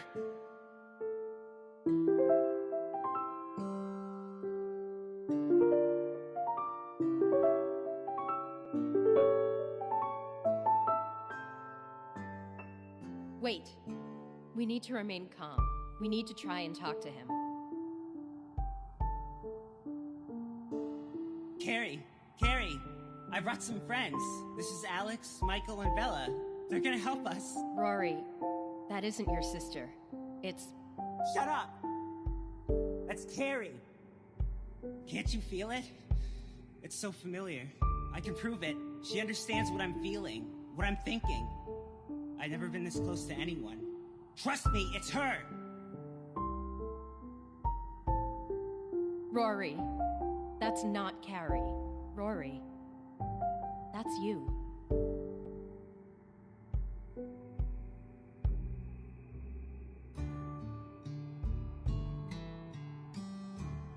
What? What the hell are you talking about? That's your soul survivor. Your spirit, your consciousness. How can that be? I'm right here! Vela, what the hell is going on? You need to explain this. Rory, what really happened to your sister? Something about your story doesn't add up. Let me hear the truth. Rory, please. I'm here to help you. Did your sister really vanish? No. She jumped off the overpass.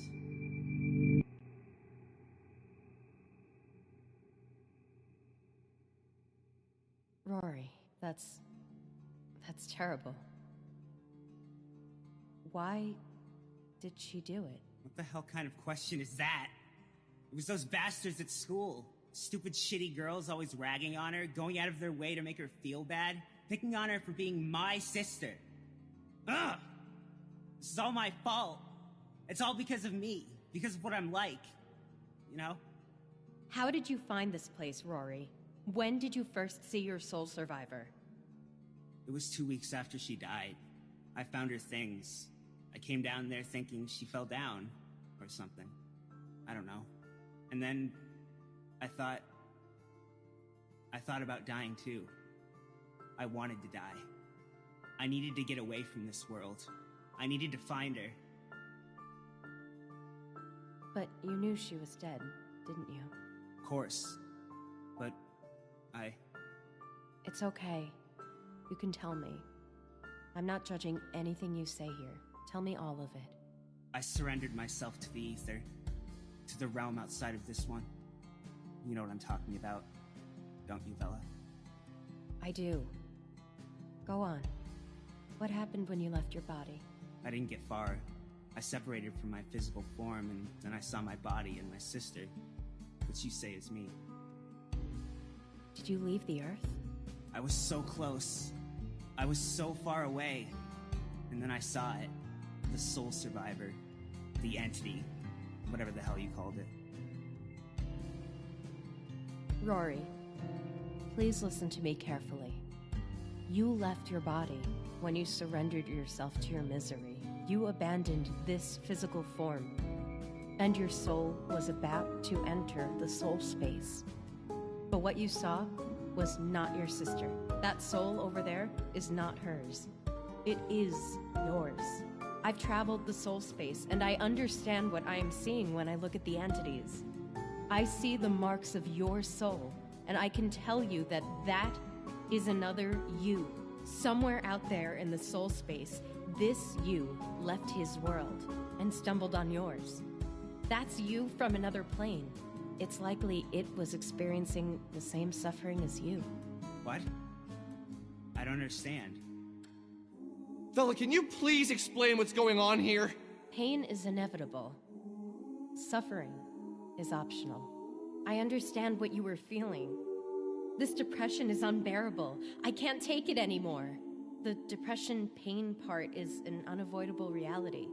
But whether or not you can overcome it is up to you. You decide if you're going to keep going. Your sister is gone.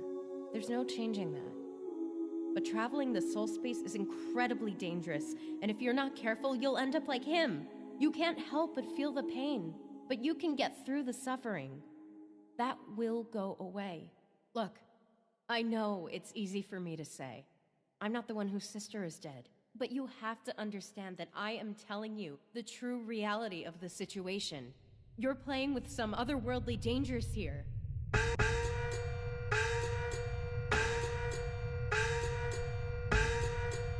Oh no. Is that... Damn it! Guys, we need to run! Bella, will you tell me what the hell is going on? What is need to run! Come on, let's get out of here!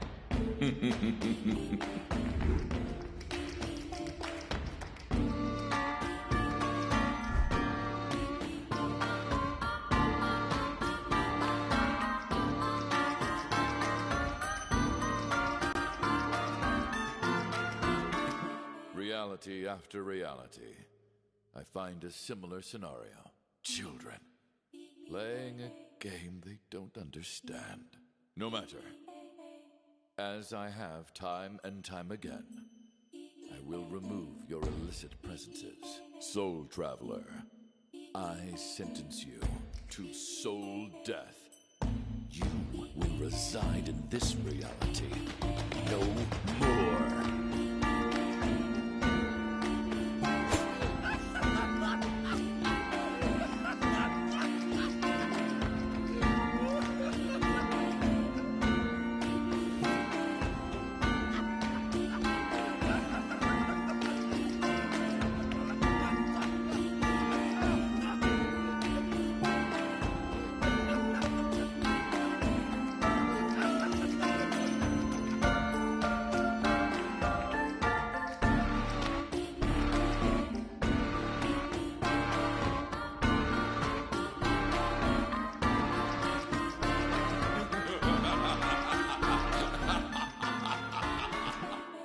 This is disgusting. And it is also disappointing. Reality after reality, I find a similar scenario.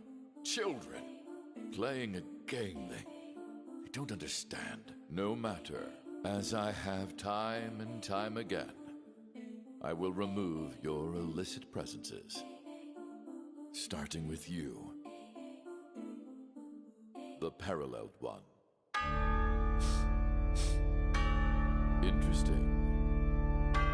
You shouldn't be here either, chance traveler. And you, stitched into reality's fabric for dramatic effect, playing the childhood mate.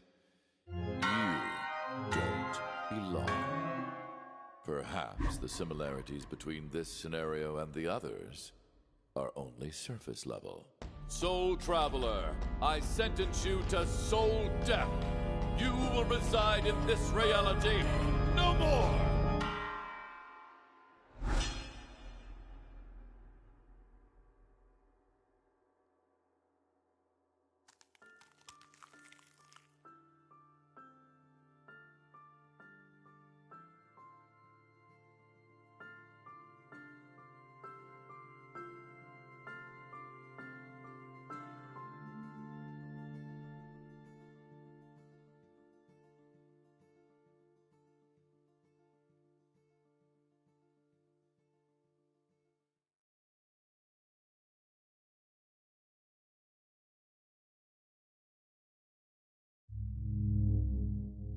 And now you.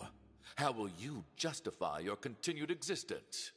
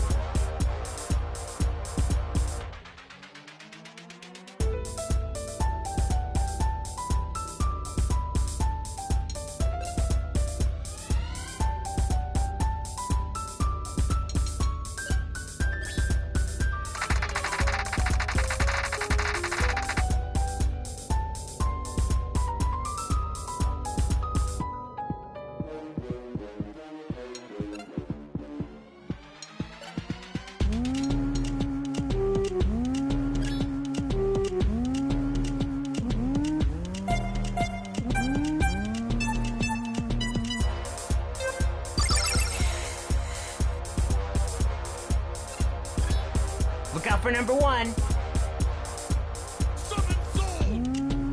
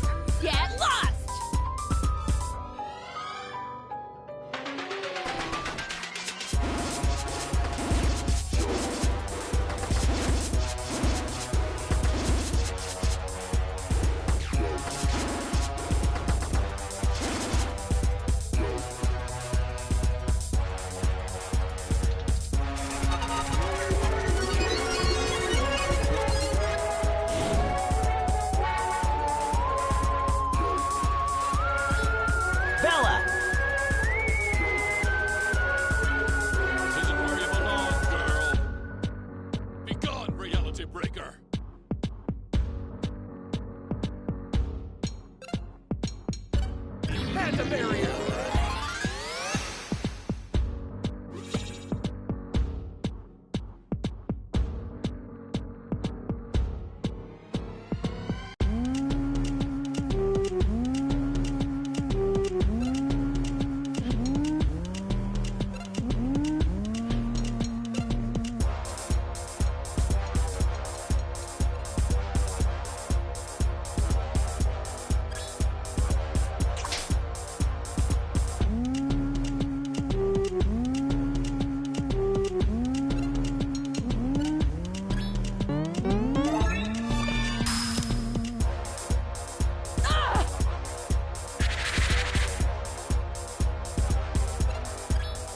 Look out for number one.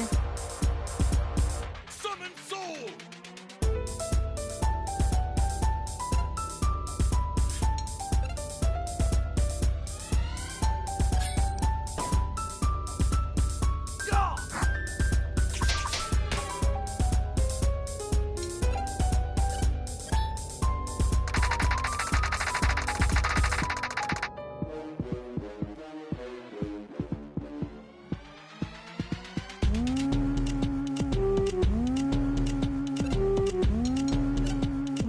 Get out of my reality!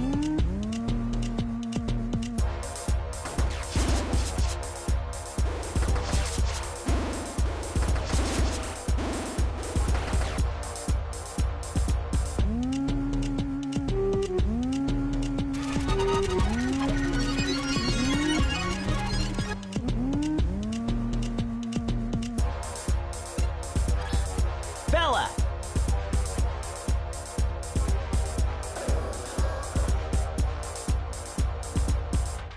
Soul consumed!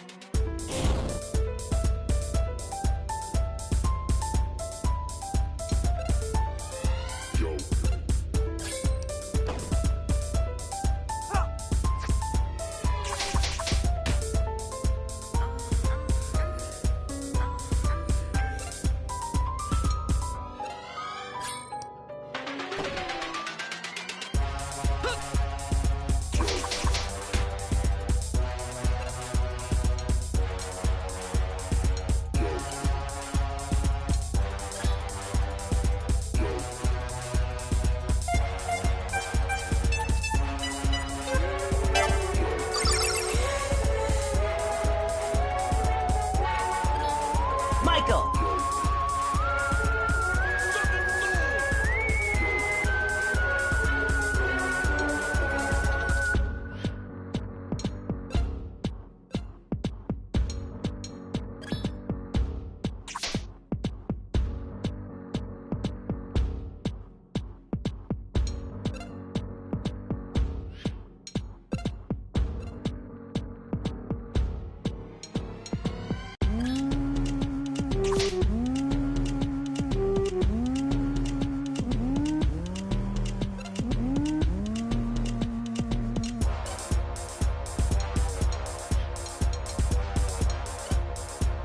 Ah! Get the hell out of here!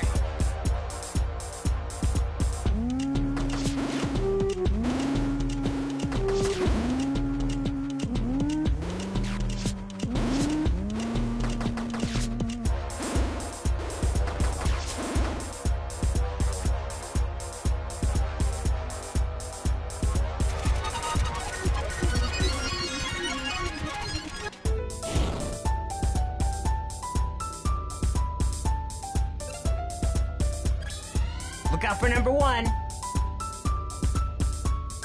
Ignorant construct!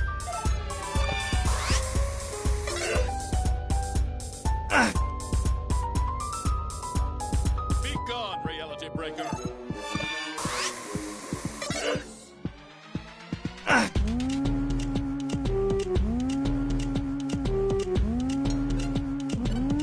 And a barrier!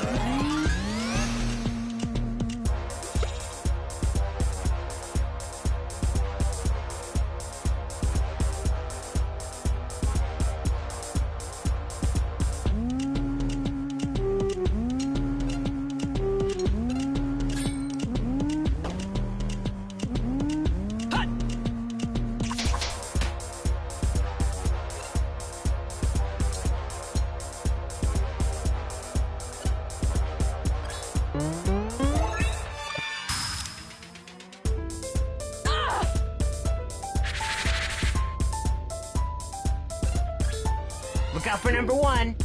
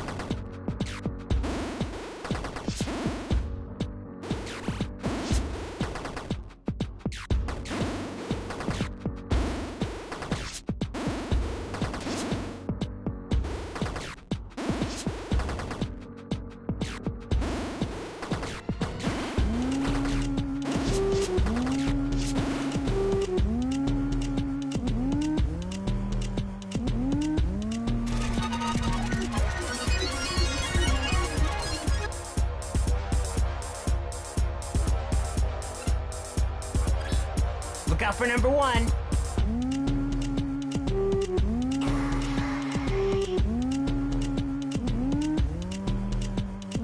This isn't where you belong, girl. Ignorant construct.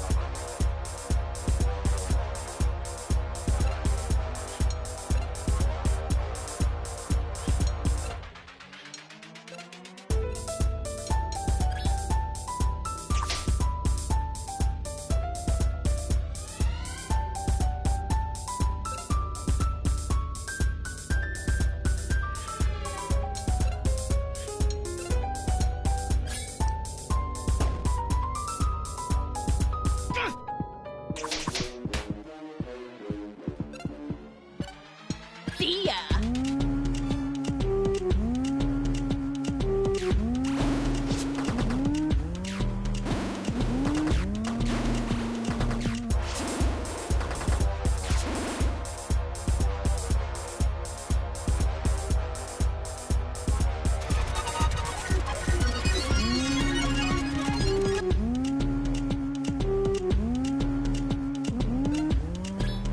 Look out for number 1.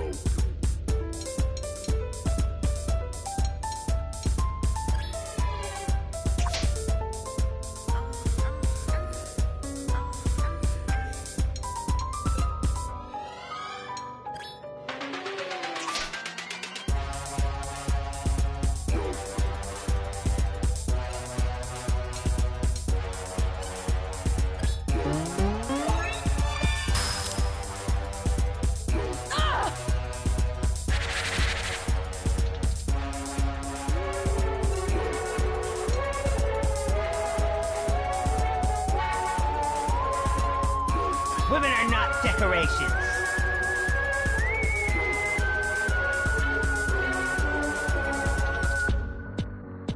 Heavens drop!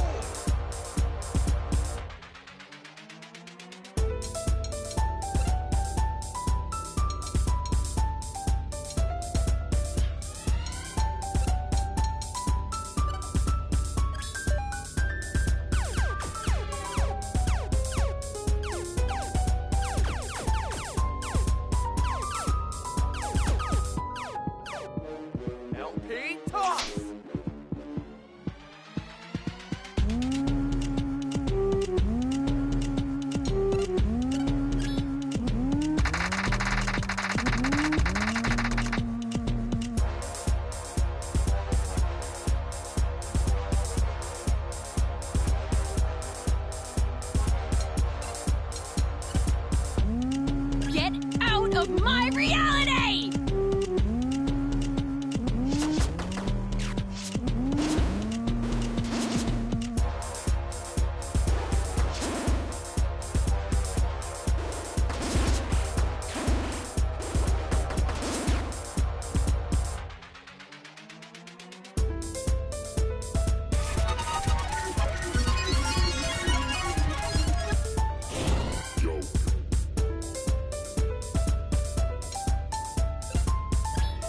Bella! Be gone, reality breaker! Defend!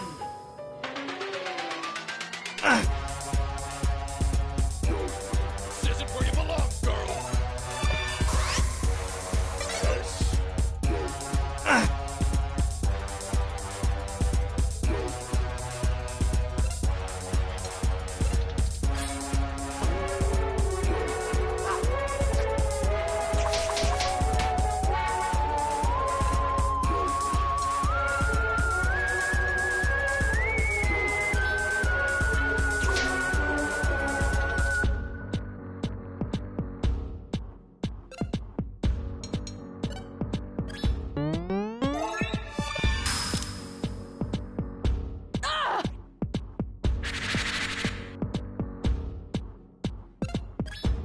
Look out for number one! Summon soul!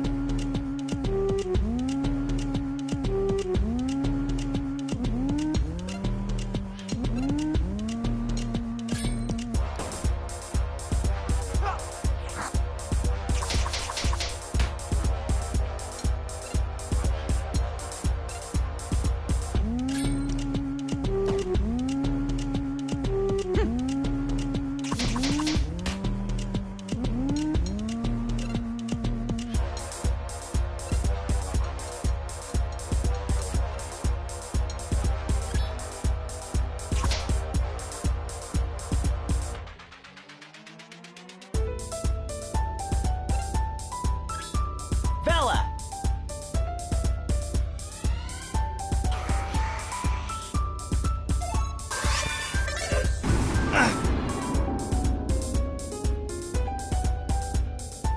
Be gone, reality breaker!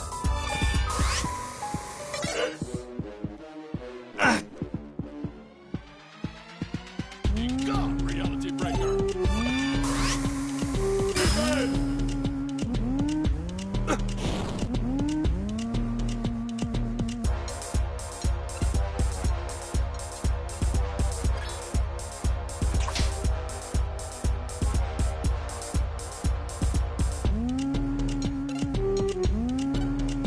Vanish!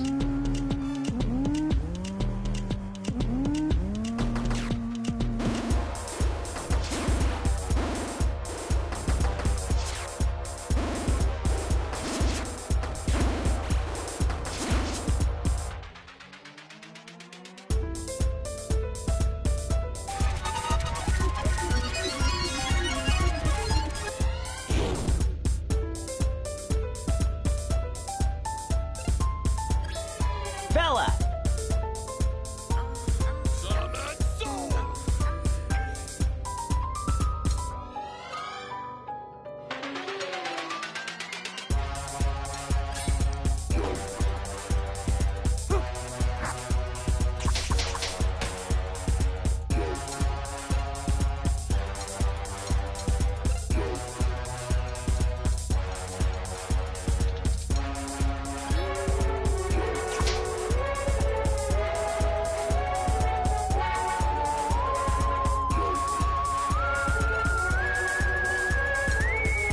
Ah, get the hell out of here!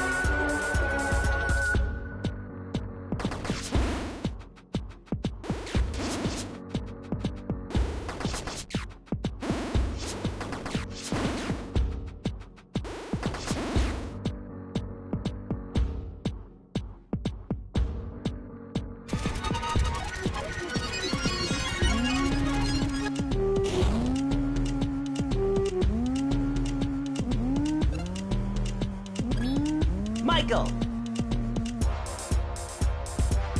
Be gone, reality breaker!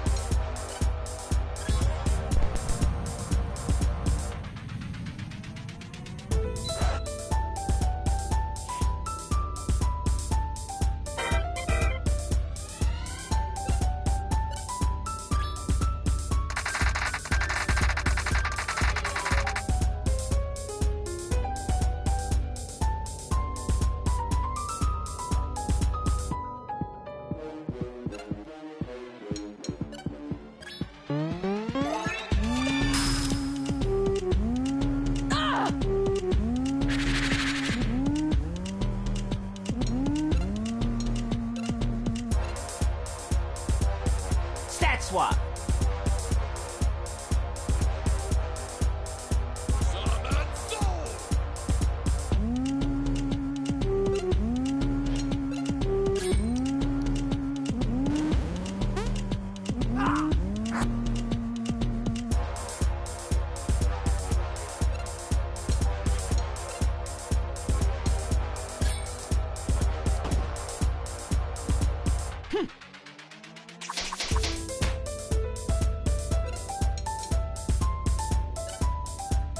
Get out of my reality!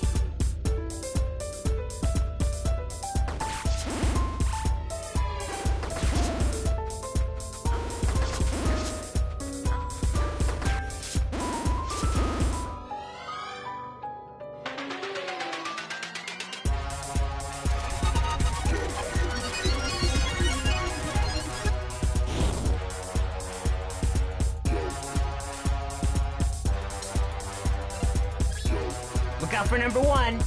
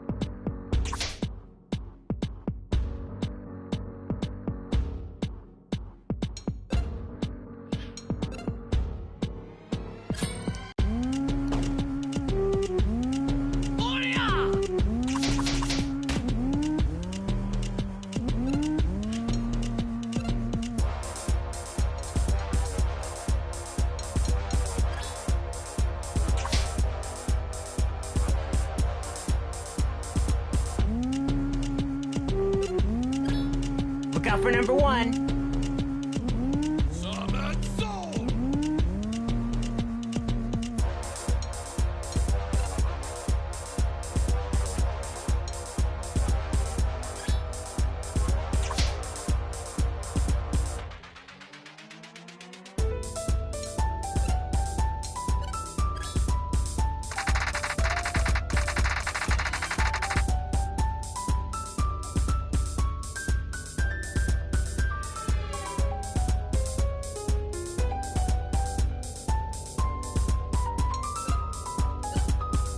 Vanish!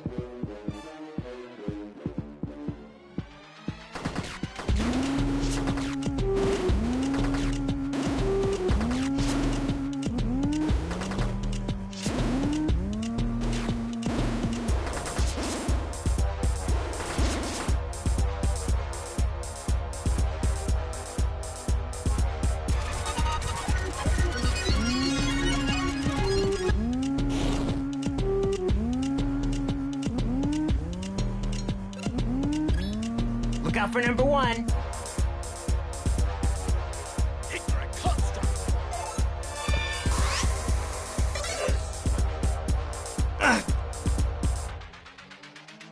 Be gone, reality breaker.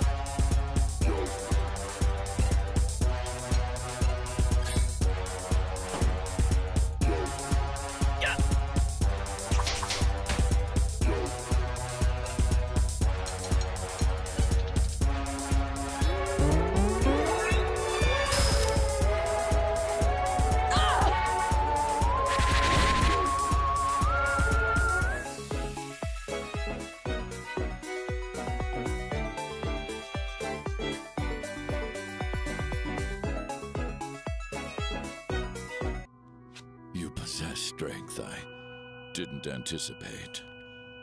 My wounds are mortal. How did I not see it? It was already broken.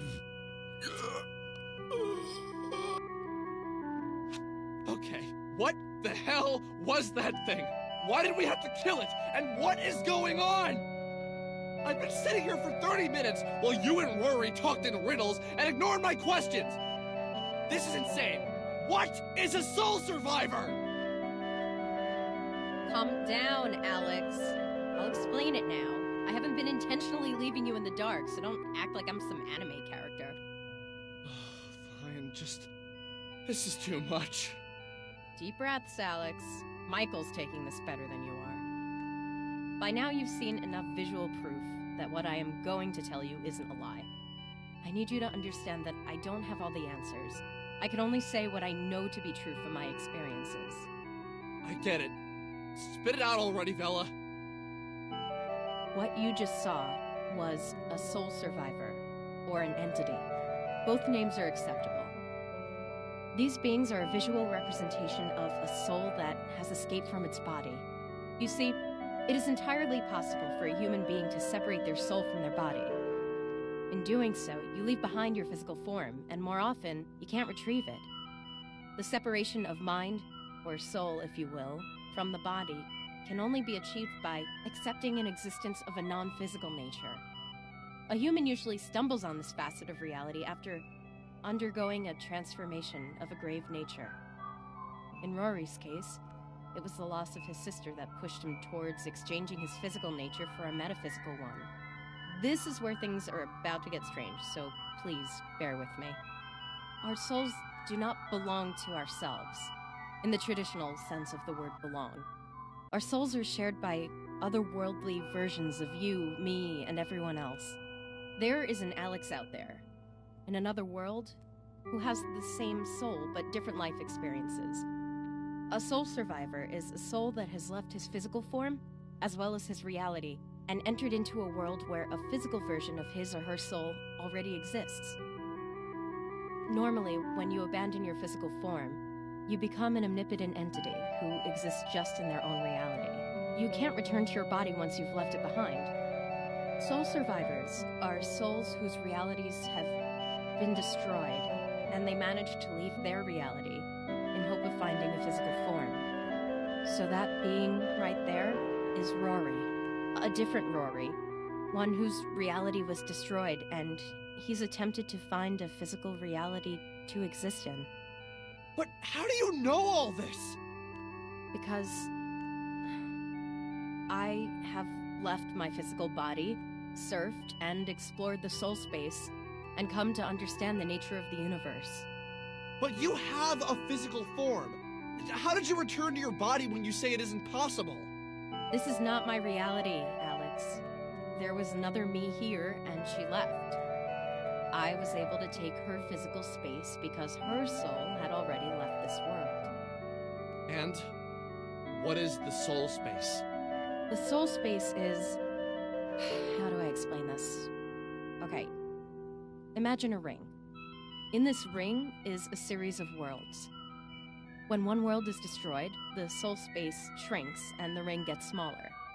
When a soul leaves their location in the soul space, another soul of the same origin, like another me, can take its place and regain physical form.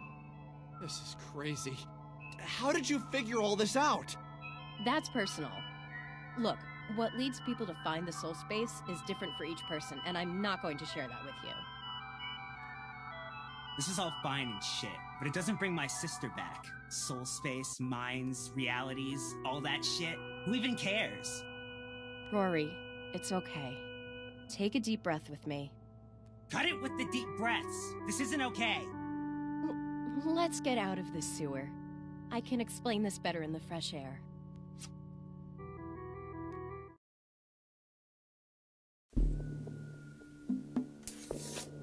We hear a faint electrical crackling, and a hint of life crosses behind the eyes of the sleeping figure.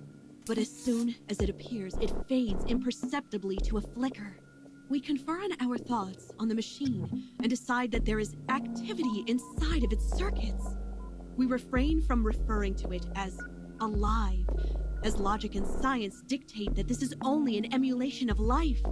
This creature has no feelings, no desires, no wants.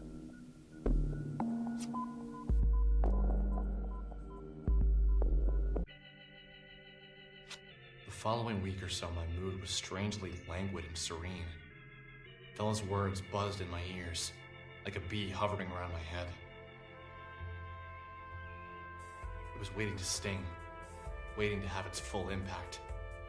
From my bedroom window, you could see blooming green leaves of summer popping up here and there on the rolling suburban hills, their branches reaching up to the sky like magic ropes.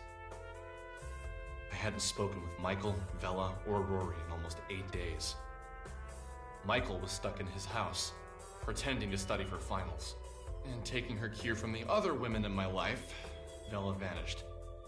I had gone to the Frankton arcade hoping to see her each day, but she wasn't around. I spoke with her manager, the Korean man, about Vella and Sammy, but he offered very little information. She said she needed to take some time off, so I gave it to her. Lots of help, thank you. See you later, jackass. I hadn't spoken with Rory since that night either.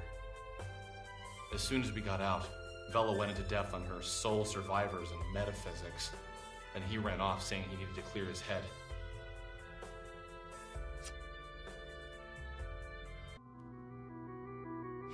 Shit. Okay, so listen up. Since a soul survivor has spent a lot of time down here, it's likely we're going to find some very strange things. Let's call them, breaks in reality. You may have seen some before, so relax. Don't freak out if you see them. Our goal is to get outside where we can talk safely.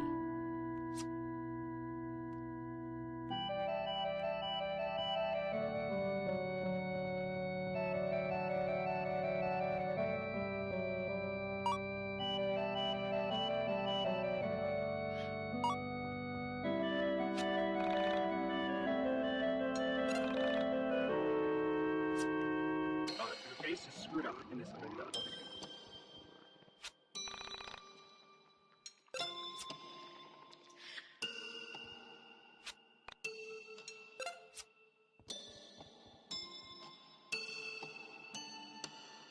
Base is screwed up and this has been done.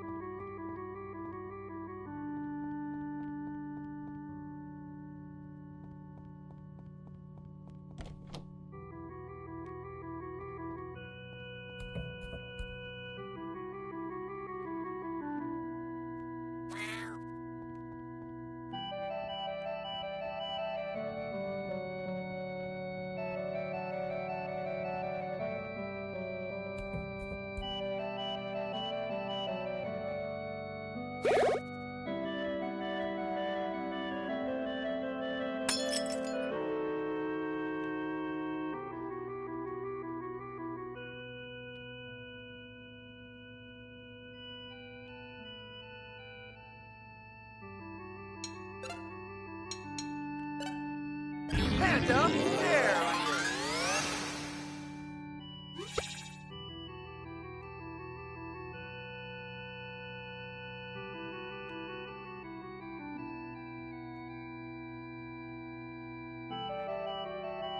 Righteous.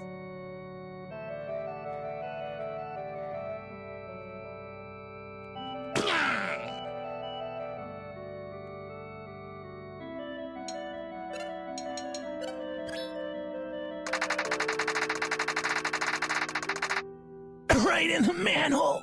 Right. Right.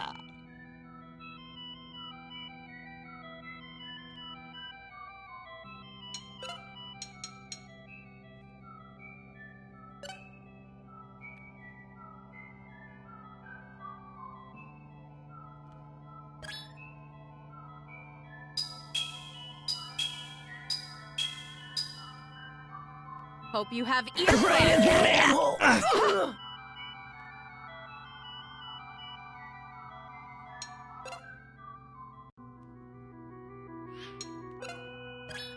Michael. Right.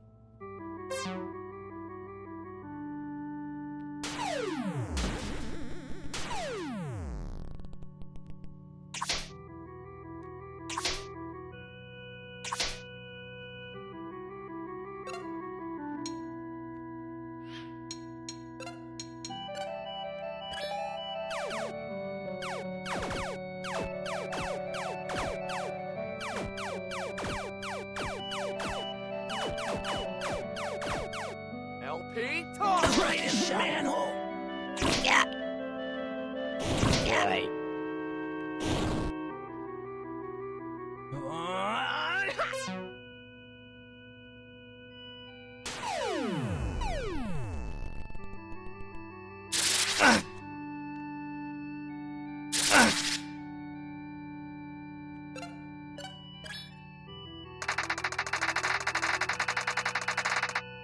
Right in the manhole.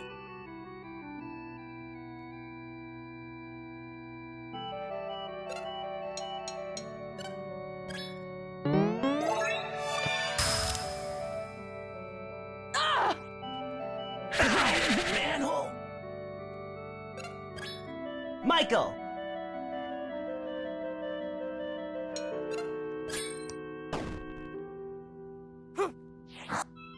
Ow!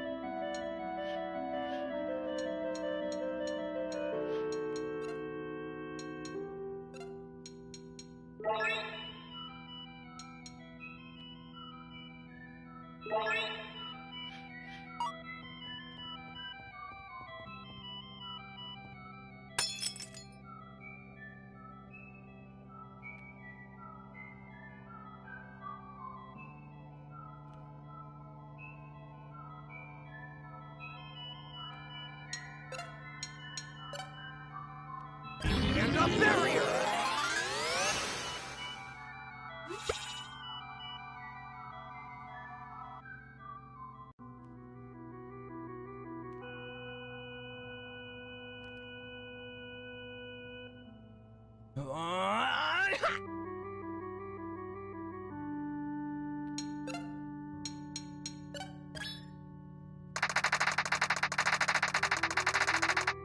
Dude! Right in the manhole!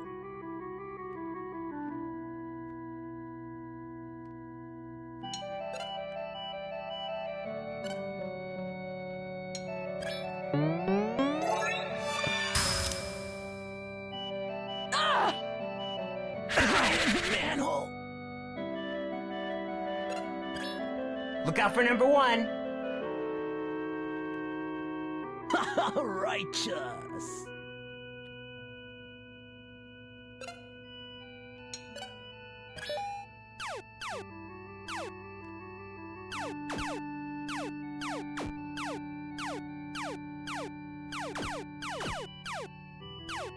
LP talk! Dude! Dude!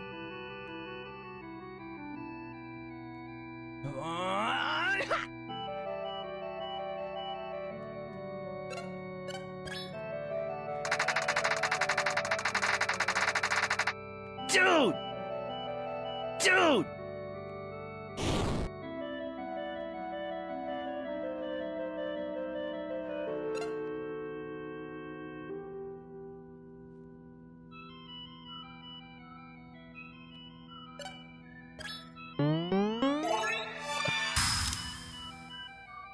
Ah! Right in the manhole! Vela!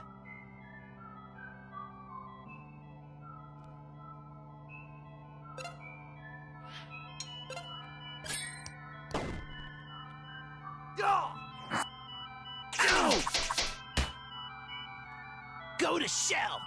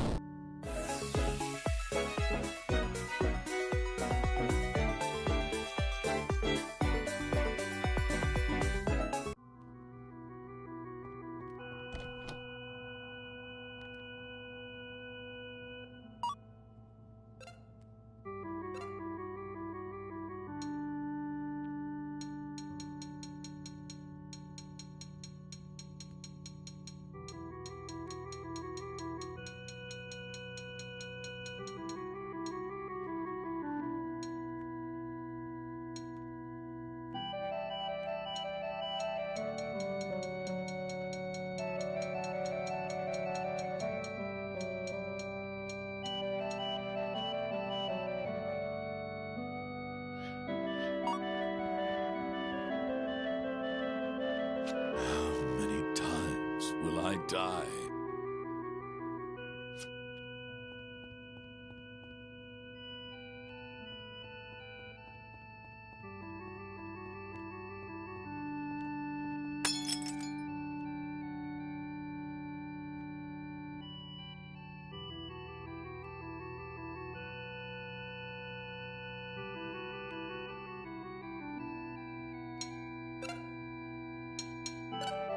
And a barrier!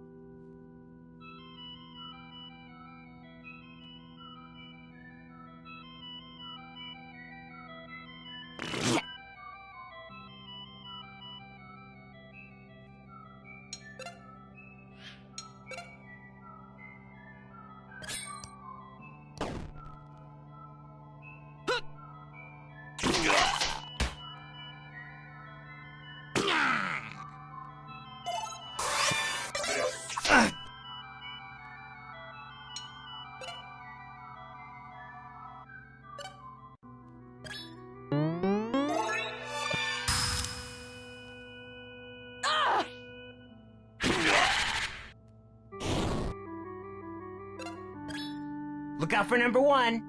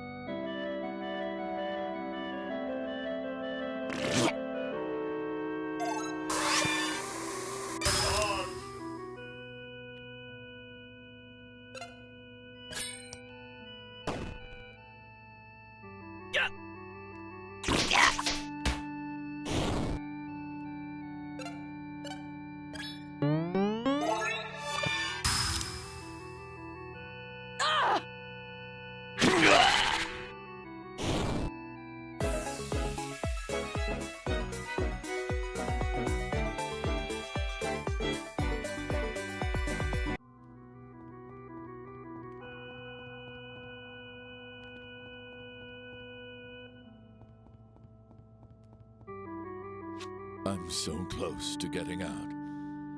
I'm almost there.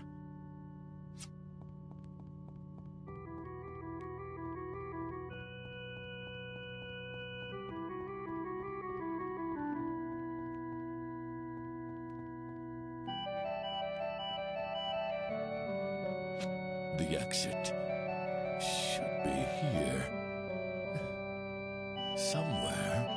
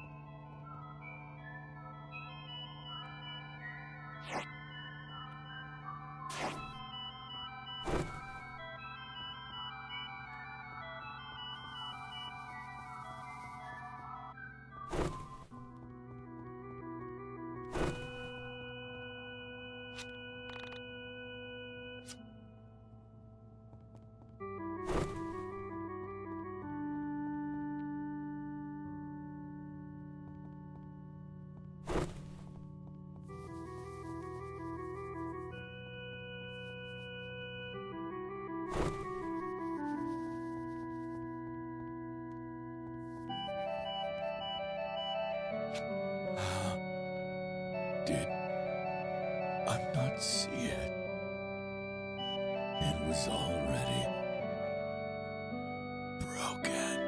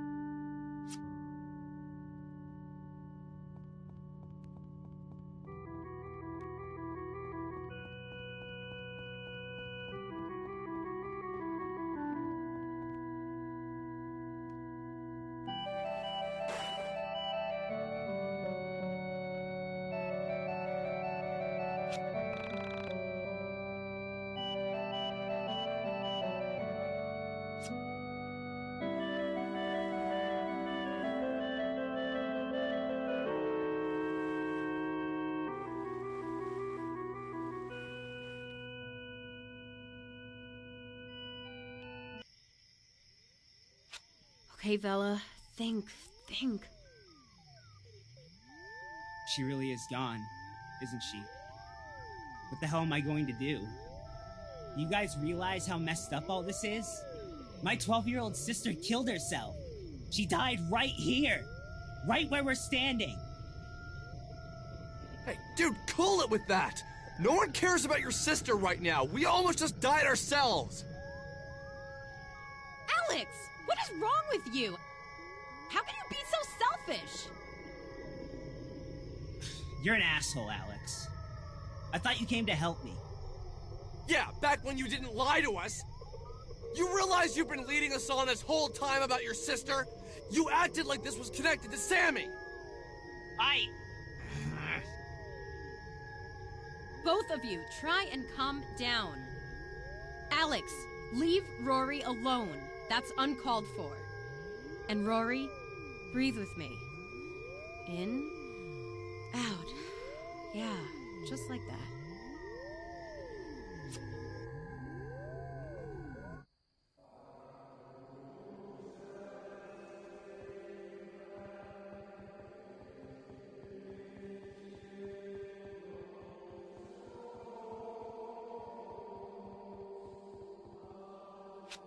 Why did you just say that to Rory?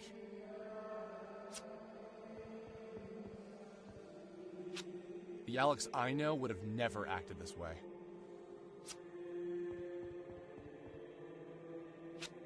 Man, school really changed you. It wasn't school that changed you. Just think about it, dude. Yeah, why are you being such a dick, Alex? Seriously, man, keep it together.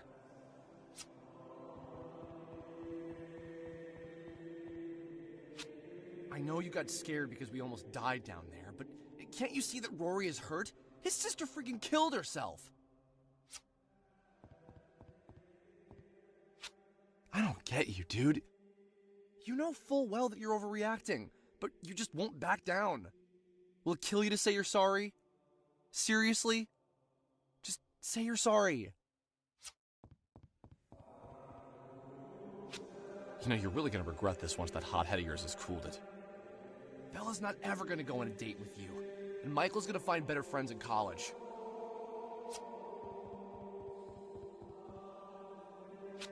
Seriously, just stop being such a loser. I think Bella thinks you're a stuck-up rich kid who's never known real-world problems in his life.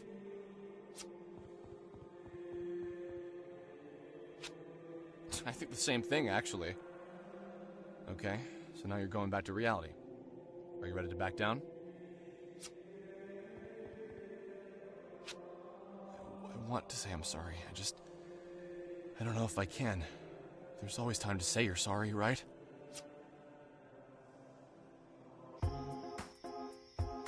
How do you expect me to remain calm with all this crazy shit going on around us? Just because you're cool with soul survivors and astral projection or whatever the hell you've been on about, doesn't mean everyone else is! Alex! Shut up! Stop it! This isn't all about you, you know! Fine. You said that this isn't about Sammy, but don't you think there is a connection? Don't you realize Sammy was probably taken by one of those soul creeps? No, that's not right. That isn't how this works. Soul survivors wouldn't take someone like that. They have no interest in such things. They've transcended things like kidnapping or anger or any other motivation for that. Transcending? What does that even mean? They see the universe for what it is. They see how temporary our worldly wants and desires are. There is nothing they can gain from taking a living being. It's likely that Sammy herself has simply left this reality. Left the reality? You think she left her body or whatever? Then you obviously weren't listening when I said she was taken by two of those soul survivors. You weren't there when she was screaming for them not to take her again! Okay, give me a second to think. I'm sure I can explain it. Look, guys, I'll see you around. This is seriously the last time I hang out with people I met on the internet.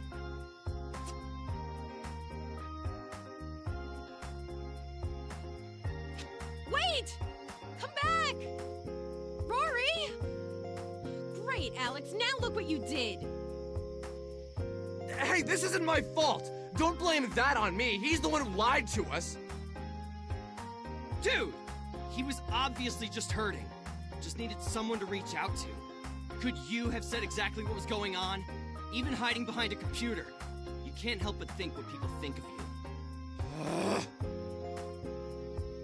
Alex, you need to clear your head. Michael, you go back home with Alex. I'm gonna go figure some things out. I'll be in touch when I do. In the meantime, try not to be such a jerk to your friends. Hey, that kid isn't my friend. Cool it, man. You're missing the point.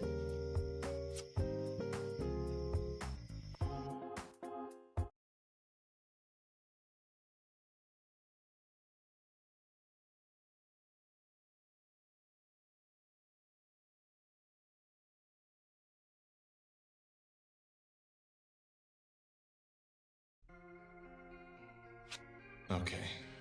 Maybe I blew up at Rory. Maybe he didn't deserve that abuse. I'll admit that much. I was scared. So many odd things were happening around me, and I didn't handle it very well. First I met Sammy, then I lost Sammy. Then I met Rory, who had lost Carrie. For a moment, I considered saying that we were alike, but I often have to remind myself that I didn't really know Sammy. We met only once, but still, I can't get her off my mind. Okay, so what's troubling you, Alex? How could you tell something's troubling me? You're making your I'm thinking face. Mainly, I'm thinking about what Vela said. About detaching your soul from your body or whatever. She seemed convinced that Sammy had done that. But somehow that just feels wrong. Sammy was taken by something. She struggled and then she tried to fight them off. It doesn't seem like she willed her mind to separate from her body. I don't know, it's just... Ever since then, I've just had this terrible dark gloom following me. No matter what I do, I can't shake this feeling. I just feel like all my focus has been on the wrong thing all this time. I feel like Michael's excitement over finding the soul survivors made me forget about finding Sammy. That pisses me off. We should be out there looking for her. Where do you think you'd look for her? Do you really even know anything about her? I don't know, maybe I'll... Alex! I'm home! Come down! We'll resume this conversation later.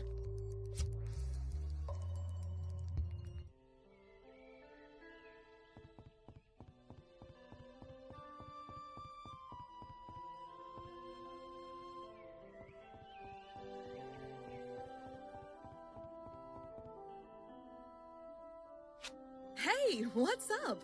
You look different. Did you get taller? Always getting taller. I don't know, Mom. How was work? Terrible. I've slept at the office for the past few weeks. I smell, I need a shower, and I don't even work in fast food anymore. How's the project coming? Everything done? Yeah, it's done. Alex, would you mind sitting down for a bit? I need to talk to you about something serious. What's wrong? Alex, it's... well, basically, they let everyone go at work. They fired everyone in my department. So, looks like I'm out of work for a while. Holy crap, can they do that? Weren't you, like, the project lead? How can they fire you when you're the boss? Well, everyone has a boss, Alex. But it's going to be okay. Just things are going to be tight for a while. But don't we have savings? Like, you have money, right? Yeah, I have a bit. I spent most of it on your last semester. But I had a college fund! That should have been separate from your unemployment fund! Well, Alex, it was! But I had budgeted for you and your sister to spend only 4 years at college. You graduated in 5 1/4. That money had to come from somewhere.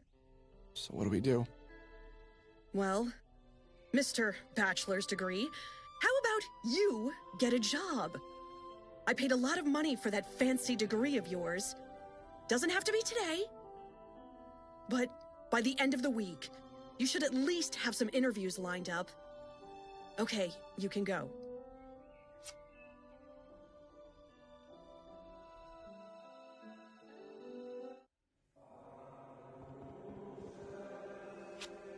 Alex, take a step back. Our mom works really hard. It's not her fault you need to get a job. You knew this would come eventually. Come on, don't you want to work for yourself? Put that degree of yours to use? Mom did everything for us. And now we can't repay her this way. Just be nice, play it cool.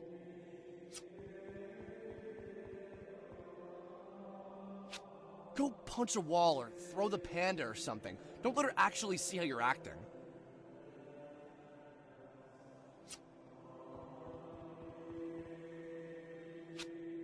when we act this way. We didn't do this before. What happened to us?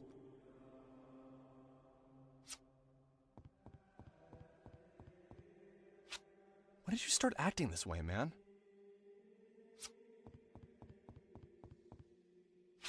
You love your mom, and you're grateful for everything she's done. Why can't you just do a better job of showing her that? Let's do this. Next time you feel like being a first-class a-hole, don't. Sounds pretty simple to me.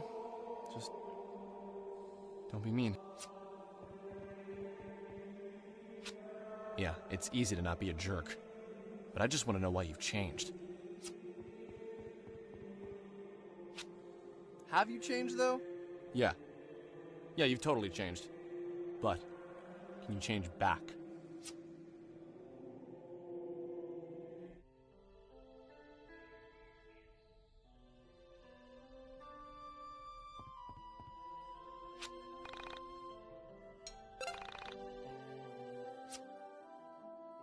The base is screwed up in this elevator.